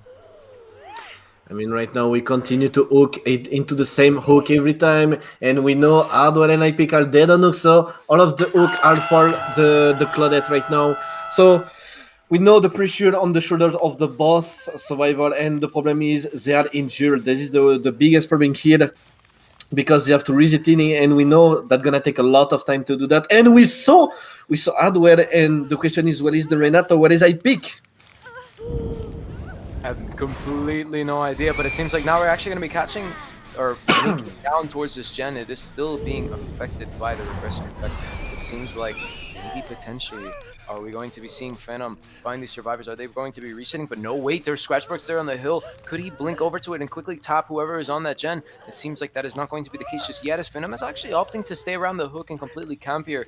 There's not enough pressure on these gens to scare him off away just yet. So honestly, he's just sitting there completely contempt of what everything is happening right now.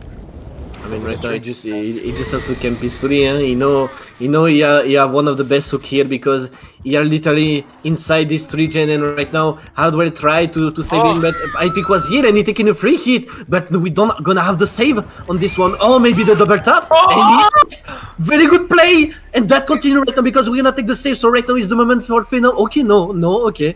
He didn't want to. Yeah, it was a very great thing because he knew I-pick was probably the unbreakable. This is why he decided to don't let him on the ground, and he forcing the 2v1 situation at 1 gen left. Maybe the clutch? No way, it's not for now. He was stuck in between the things, but he does end up picking up now. As now Bubbozavr is going to be down on the bottom of main, trying to go and get enough distance against the nurse, but unfortunately he's not going to be able to. He's going to be grabbing that another one, trying to go for that. Not going to be the case. He's going to hit the floor. Holy shit! But he cannot do it beyond that point, and now the chase and the manhunt for Hardwell is going to start. Holy! Very good play, such a gameplay. And right now we're gonna confirm this this tiebreaker.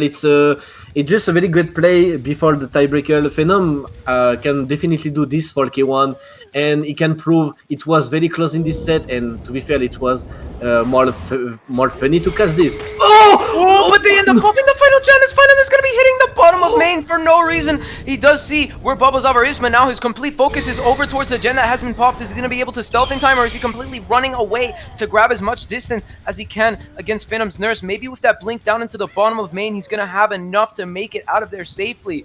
Is Phenom going to be able to find Hardwell? The question still stands. What a man, my friend. What a man. Hardwell managed to pop the last gen and he didn't get found. So he's not finished actually. And maybe if he managed to stay alive, we can maybe have a bleed out in this case. It's definitely possible.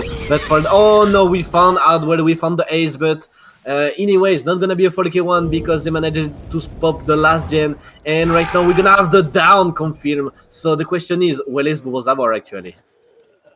I think he might be able to. Bubbozavr was seen in the bottom of main, but it seems like within the very few seconds that we saw him before we lost complete sight of him, he was trying to crawl out of there desperately. So there is a chance that we will not be able to find him just yet unless he decided to double back down into the bottom of main, as now Phenom's going to be starting his search over here, and it seems like there are going to be injured sound effects. Is he going to be able to find them? Where is he? I think here into the upstairs. No, not here because the song was very high where he was here. So for me, just into the next stairs. Yeah, exactly. We're gonna confirm the 4K0, my friend, but that don't gonna change. That don't gonna change the game. We're gonna see the hag into the tiebreaker. So what do you think about this tile? How I mean, who's gonna do the best result for you, if you have an idea, of course. I mean, I would have to say about Hag itself, it's a little surprising. You do not expect to see something like that at all. And then, especially with this game leading into it, I did not expect them to at all, like, somehow manage to pop that gen, because that's actually going to mean that they're not, this is not a tied set. This means that it's And welcome back everyone into this final. Right now we're gonna see weeJason, the hag of the team, signers. So we're gonna see the tiebreaker with the nurse on mid. The nurse. Oh no, no. The hag. Sorry, the hag. I was too shocked about the previous game. This is why, my friend. And we can see just weeJason just starting to set up his trap. And to be fair, it's gonna be a very interesting set because it's a very original killer. It's not gonna be like the previous one. And right now we already have the first sales on Hardwell with the hag, and we're gonna have the first hit already. And we know sometime the hag can be powerful if you have some problem with the communication. And for now, we can see Hardwell just chasing into the other side of the trap. So it's a very good play for him. It's a very good play for the survivor of the team. Ariandel right now, he do his best, and he could have dropped the God palette instantly. So be careful, my friend. Be ready, because after this after this set, we're gonna know the name of the winner of this match between that two very good team. We can say that. We can say that because they are very powerful. They are very powerful. And right now we're gonna entering into the trap area. And we're gonna still block some very good palette, and right now we're gonna have Bubbozavr gonna be forcing to taking the trap. No, he managed to don't be TP, but right now we're gonna have the hit. Oh no, we don't gonna have the hit because we're gonna have the palette stun made by the Cladet, and we just decide to leave. We just decide to leave the survivor to try to find another one into the upstairs. So interesting choice for weeJason. We just probably trap another time. I don't know because with this killer it's very difficult to play. You have to put a very good trap, and we have the Rin, the X-Rin get greened. So right now we play with only 2 perks because we already lost the corrupt. That means we just play with only 2 perks, and we have the first hit on the hardware, and we continue to TP. Maybe that can make the difference. Oh no way! It was a very good play for LeMagic because he just decided to break the trap to let the ace go far away. And right now we're gonna have Hardwell in a very bad position because he's gonna have to play a very bad loop. So we're gonna have to play the 50-50. Oh, and we're gonna win this. And we're gonna have the body block made by the LeMagic. Very good play from the both survivor. And right now after this body, what's gonna happen? Because right now we're changing the target. Right now we just don't want to chase LeMagic. That's not finished, and we already put 2 gen, my friend. And we can continue to TP, but no, right now we just only have only 1 target, and this target Aldonia. But that continue, we don't gonna down end really easily. Probably we can have another body block. We're gonna have the blue. The Pierre right now, maybe. Oh no, we didn't try it.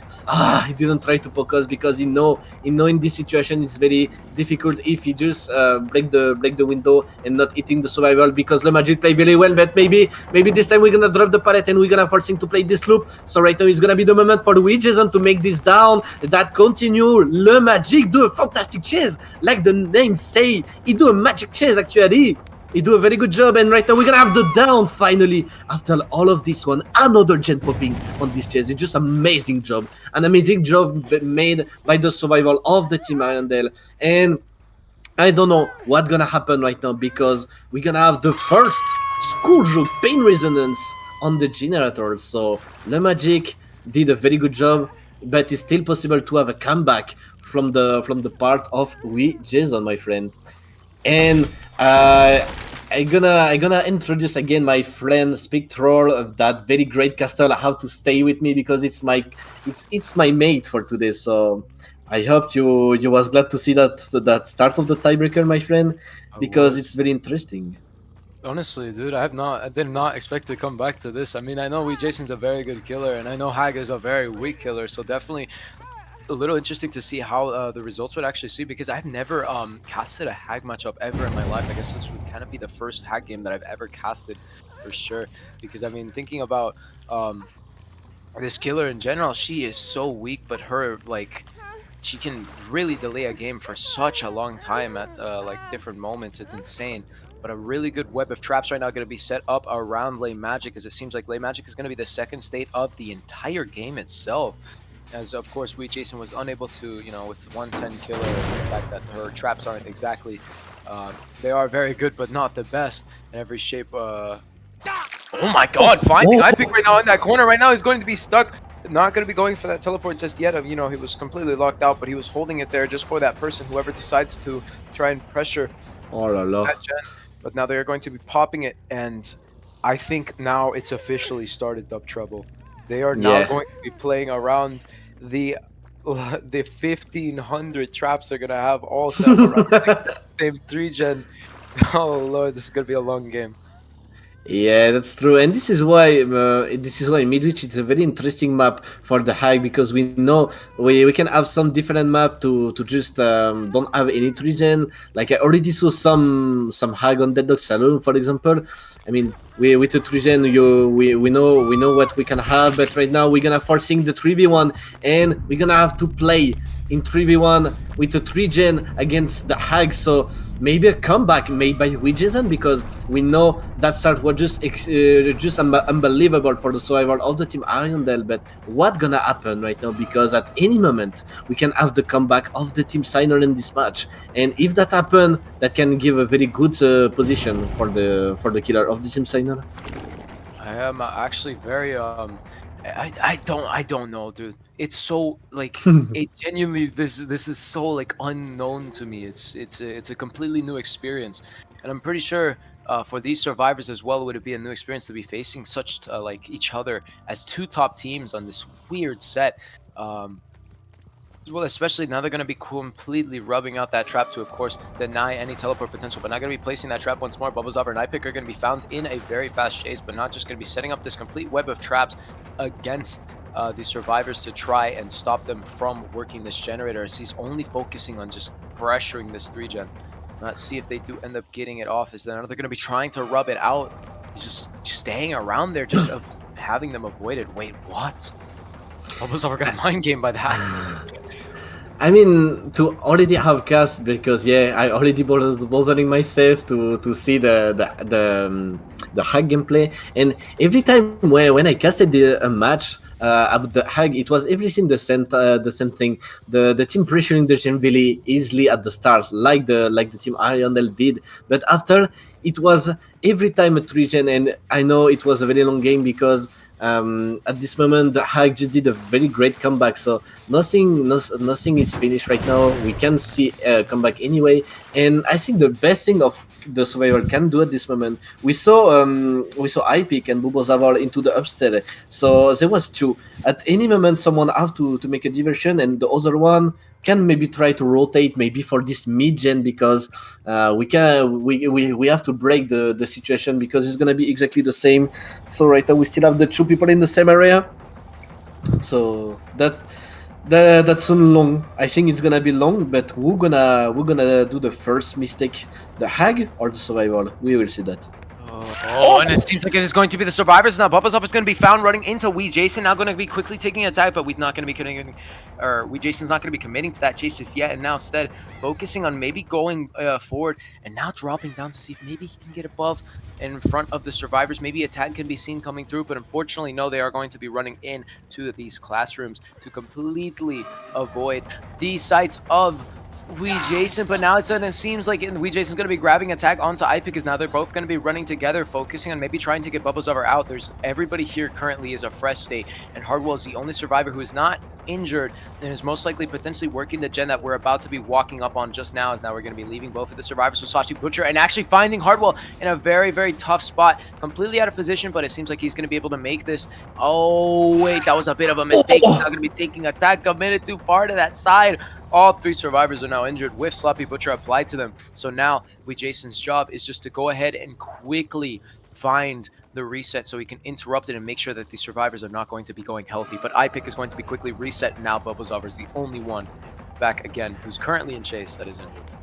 I think right now we saw into the upstairs. Maybe we're gonna have the trap, the trap of the deliverance for the killer of the team signer. No, it's not gonna be for now. So we're just gonna take a body block. Very great play from the survivor because, like you saw, they just decided to stay very close on the wall to don't just activate the trap. So it was a very good play from the survivor. And right now we're just gonna play dropping the pallet because we know it's very dangerous at this moment, and we don't have to be down. We just don't have to be down. And once again, iPick decided to go far away than the trap because he knew.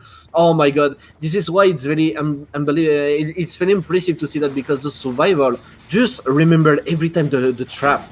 It's just insane because you are into a very big map because Midwich for me it's a very big map when you are at M1 like the hag. So just remember all of the trap in this map. It's just very unbelievable, and we're gonna block another one. Oh no, this one we can TP. He did not TP to it in time, however. Oh, but that is huge. Now he's going to be grabbing a free tag onto iPick because Bubbozavr did end up following through and is now going to be working with iPick to get out. I feel like that might have been a little bit of a mistake as now weeJason's going to be breaking the door directly in front of them to see if he can maybe grab the distance against these survivors, but instead somebody did end up staying around. That is going to be Bubbozavr, not going to be playing fairly unsafe palace. Remember, Hag is a 110 killer, so this could also be a very safe pallet. And now we're actually going to be using this completely long wall. It wasn't even a loop, a window, or a pallet or anything. It was just one wall and it was looping weeJason, as Hag is such a slow killer. Jesus. And right now we continue. Yeah. I totally forgot that, my friend. Yeah, it's not gonna be the same because right now we don't gonna pop the gen because do you remember the new update of behavior? Yes. Thank you so much for this. Oh la la. Oh my god, bro. I don't know what you're saying about that, but for me, I very hate this update because that just yeah. Okay. Interesting. Well, that's going to be a step forward as now Bubbozavr is going to be the next hook of the game and most likely brought to a pain resonance hook, meaning that this game is going to take even longer. Yay! Like you can see, my friend, I mean, I talk about the chat. Like you can see, Spectral love to casting the Hag. He love. The Bocos! Such an amazing hit, and of course legit. It's never the ping or need skill issue. Don't forget. And right now we're coming back into the gen, and we're just gonna pop this. No, we're not gonna pop this. Oh no, maybe another mistake. Oh no, this could be 4K1 very easily for weeJason, as now we're actually going to be going back around 2. That would have been amazing if he was able to get that off, but unfortunately he was not. So now, that is not going to be the down onto iPick as he's going to be making this loop very safely. There is no window here, however, and oh no, Bubbozavr dropped this pallet as well. He's going to have to force pick. What? We saw this. What happened in this game? Yo. Oh. But be careful because we didn't grab iPick. That means right now we can just slug and forcing the 4K1, and it can be a very great option for weeJason and the team signer to make this 4K1 on this map. Oh my god, it can be a very great result for him, and that can maybe give at the team signer the win because we know 4K2 with the Hag on this map is definitely not a good win condition. So right now we continue to looking for the generator, but the question is, what is the survival? And we saw the ace. No fucking way! It's the moment. Going for the 1-for-1. Now Bubbozavr is going to be making his way over towards iPick. Bring it! I'm getting it! He gets grabbed! What the fuck? What happened, my friend? What happened? Why? That's why? That could have completely meant everything. That 1-for-1. He could have went over to quickly pick up iPick, ended up getting that pickup off, and then it would have been back and forth. No way in hell. Why, my friend? I don't understand why we didn't have any window closed. What hell? Did Bubbo's nerves get to him? Possible, yeah. What? Oh, no That way. is crazy. So that confirmed the 4K1 anyway from weeJason. Oh my god, such an amazing final. And I'm very surprised about this result, to be fair. Because we know it's two very strong team, and we know the communication are very powerful between them. So see a result like that with a Hag, it's just unbelievable for the final specifically. And right now we just have one thing to say: I don't know what's gonna be the result of the killer of the team Ariandel, but for you, my friend, this is possible for him or not? I mean, it would really have to. I have to say, it would more depend on the actual gen RNG. If he's able to get a 4-gen, this game would be impossible for Sinners to win, because he could just play around it eternally, and that would be very, very bad for, I mean, these survivors in general. Because I'm not gonna lie to you, dude, Sinners is a very good survivor team, but against Hag, man, the only struggle against Hag is just the mental toll it takes on your health, just thinking about playing this set, bro. Because when you're playing it, you start to grow old. Like, just imagine, you probably, with the time you had playing a Hag set, you could probably be studying to be a doctor. But oh well. That is going to mark it for the end here of... And welcome back everyone for this last part of the match between the team Ariandel and the team Signer, my friends. So it was such an amazing match, but right now, after this set, I mean after this trial, we're gonna know the winner of this match. The loser bracket final gonna be finished after this set with LeMagic for the team Ariandel and Killer against the survival of the team Signer, and we know it's gonna be very complicated for LeMagic and the team Ariandel because he gonna have to do a 4K 2 Genet minimum to just try to have the win, because after counting the point, we know if we make a 4K1, so a tie into the tiebreaker, we're gonna count the point, and we know it's the advantage instantly at the team Signer. That means he don't have the choice, the win or the lose, but it's right now for LeMagic, and this is why he start to just trap his gen next to him, and I think he probably gonna try to prepare a 3-gen. But to be fair, he don't have the best energy for this because he have a 3-gen, yeah, but two of this gen are not corrupt, so we're gonna have the first hit already on Gustavo. We're gonna drop the pallet instantly, but be careful because with a good mind game, we can be trapped easily. So it can be a very bad position for the... Oh my goodness, we played very well. Unfortunately for LeMagic, Bucky just activated a trap in the same time, and he knew it was not a good one. So right now we're gonna have the body block made by the survivor of the team Signer. So we're just gonna okay, so I'm gonna repeat. Yeah, we're gonna take the hit. We're gonna take the hit, and right now we continue to trap. Okay, we let the survival alone, I mean. So we continue to damage the generator, but I don't know what can be the best thing to do, to be fair, right now, because we have two survivor injured and we know almost where they are, but we know in the same time Bucky making the pressure, make a pressure into this gen. So basically we have to find a survival very quick, and we found Bucky, and we know the boss survivor resetting together, so it's time with Sloppy to make a good thing. Oh my god, that mind game comes through, and we're gonna have maybe the TP made by the Hag. It's a very great play. LeMagic played very well, and he just managed to trap Bucky. So right now we continue to play, and we saw the lucky break. If I'm not wrong, we see a lucky break made by Bucky, but right now we have to chase him because we already lost a lot of time with the double reset of Gustavo and Vinny. So right now we continue the chase with the ace. Rawr! With destroying the palette. Unfortunately for LeMagic, right now LeMagic have to down the survivor, and it's exactly what he did.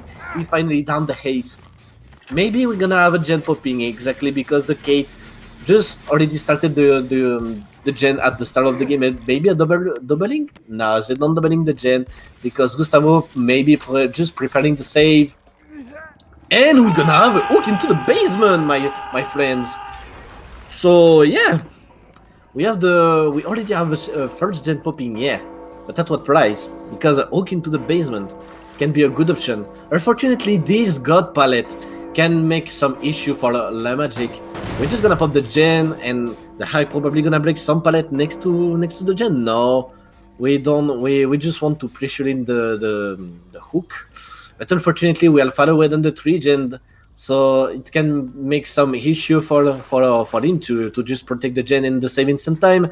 That means LeMagic gonna have to work far away and prepare. I mean, you're gonna have to set up. You're gonna have to set up his basement. We continue to eating the gen. Eruption can be a very great thing for you if you decide to play like that. But unfortunately, LeMagic didn't pick up this perk like you can see, and we have another gen popping. But right now, okay, we play on Gustavo. Oh, Lala is not gonna be a hit, and we have the second set confirmed on Bucky. And we can see right now oh my god, it's definitely Picasso hearts, my friend, Picasso hearts, because we see a lot of trap everywhere drawn by the hag, and we just want to confirm the kill into the basement. It can be the best thing to do, to be fair, because we see like a 3-gen. But unfortunately, the problem is we have to make a 4K2, not a 4K1. So right now, we're just gonna split on the gen. Like you can see, the survivor splitting on the gen, and we have another gen popping. So that means, if we have another gen popping right now, the win condition not gonna be able for the team Ariandel, and we're gonna know the winner of this match. The pressure is just amazing. I mean, very huge pressure on the shoulders of LeMagic. But he managed to have his first kill. On Bucky. Unfortunately, Bucky didn't pass the very great game into the basement on this tiebreaker, but maybe we're gonna have another hook. It's possible too if we manage to make this first M1 on Gustavo, but Gustavo just wasted a lot of time on the killer, and right now we decided to leave him and coming back into this region with doubling in gen. Into the upstairs main. Just upstairs, because there is not a main here. And we can see the survivor just play very safe because they know at this moment of the game everything can happen. It's very problematic for the boss side because only one mistake gonna cost the game. It's not more simple than this. If you do a mistake, you lose the match.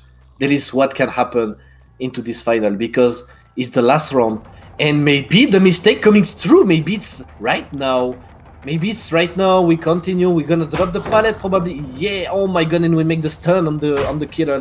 But right now, LeMagic have to chase Vinny and Gustavo in same time because we know we're probably gonna take some body block exactly like that. But right now we have to down someone. Or we have to coming back to the gen because we know the Kate tried to popping a gen actually. So right now Gustavo gonna chase and probably gonna come back into the downstairs. And we know the Kate already did almost than the gen, but once again they decide to play very very safe.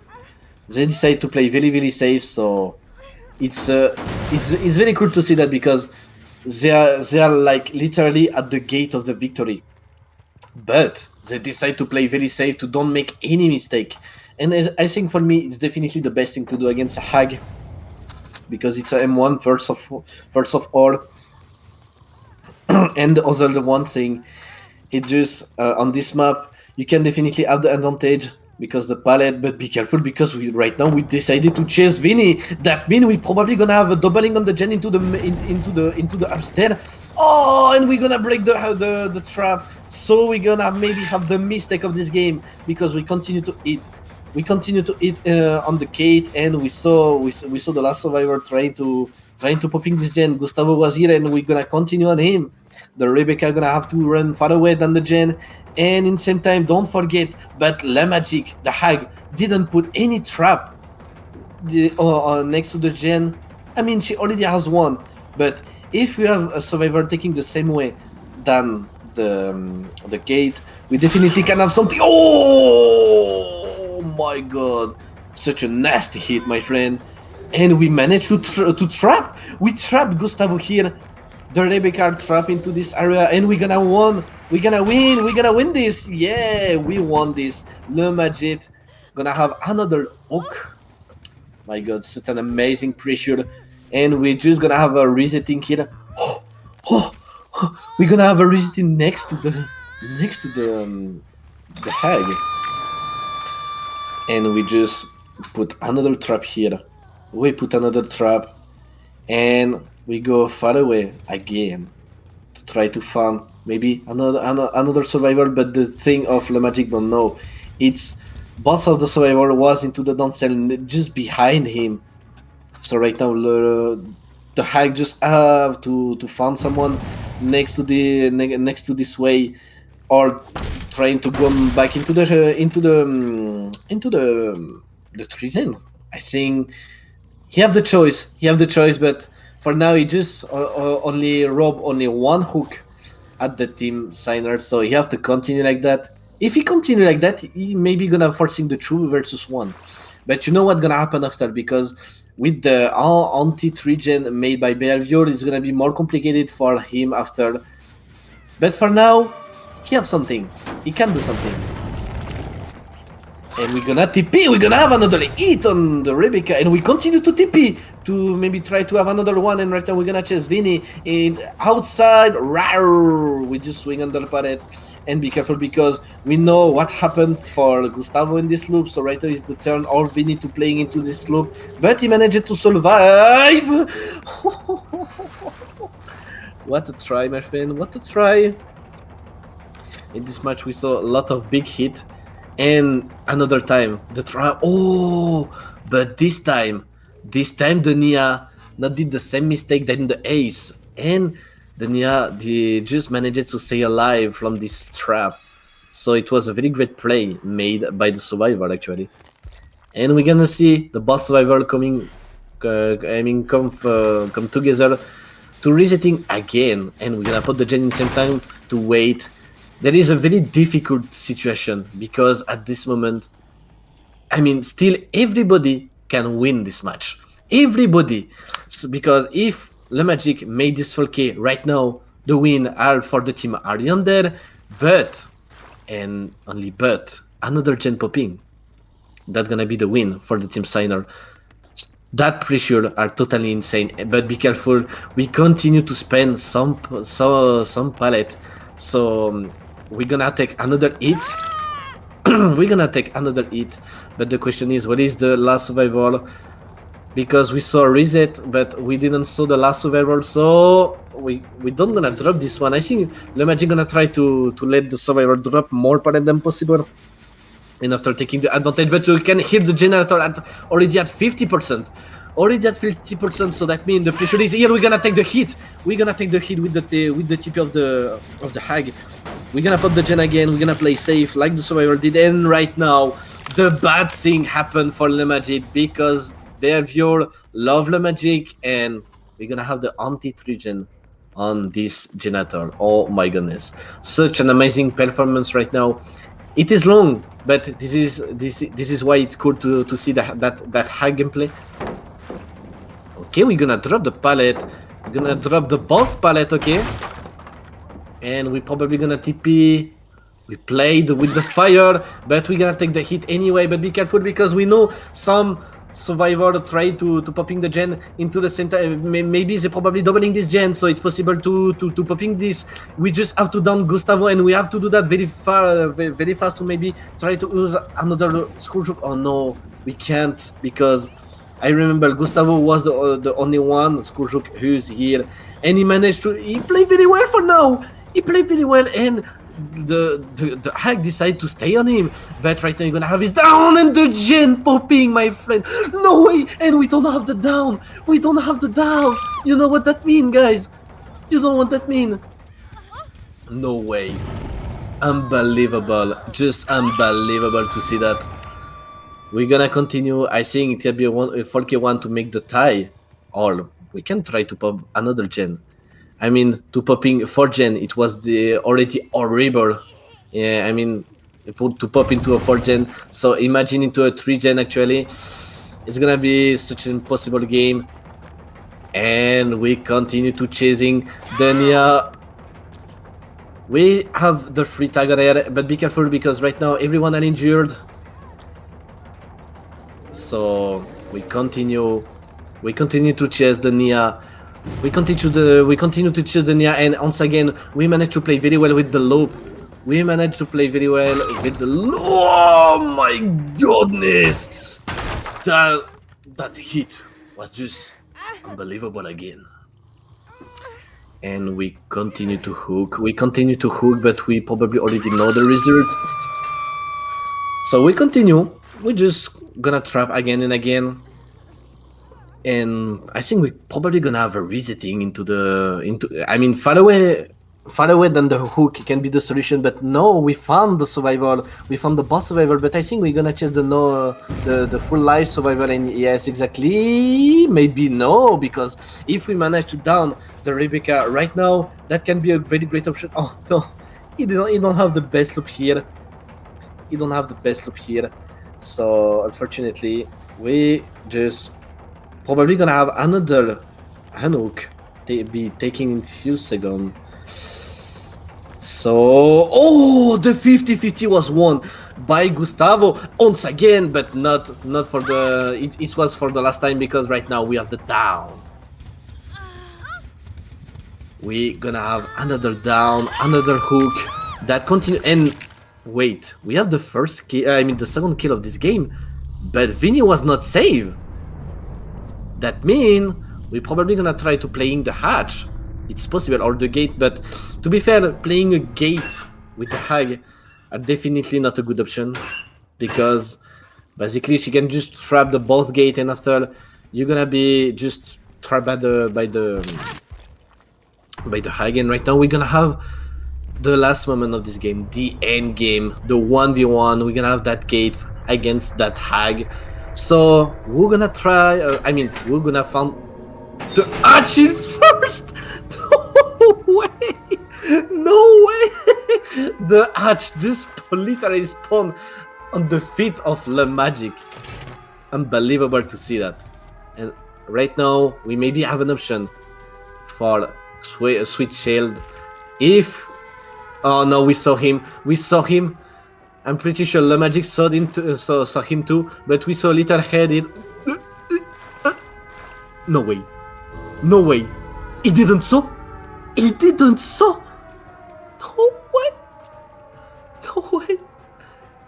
way. He didn't saw the little head into his right. Okay. So there is an option. I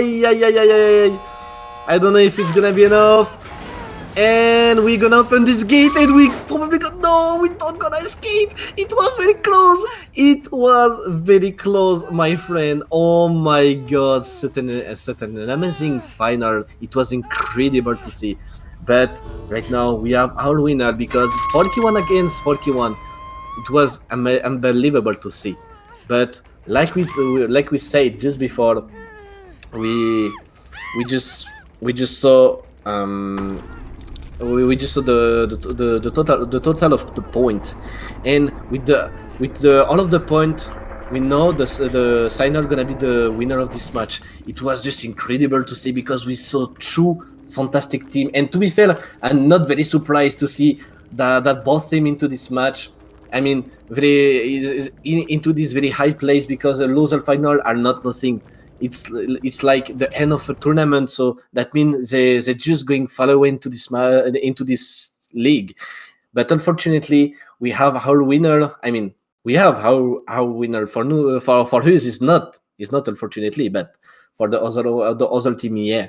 And I hope you was glad to see this match. Sorry, because I know I don't have the best accent here. My little French baguette accent are not the best, I know that. But I do my best to give you the best casting than possible. And it was the arcade, my friend. And don't forget to be here for the grand final in few moments, my friend. So stay with us, my friend. We come back into the fog.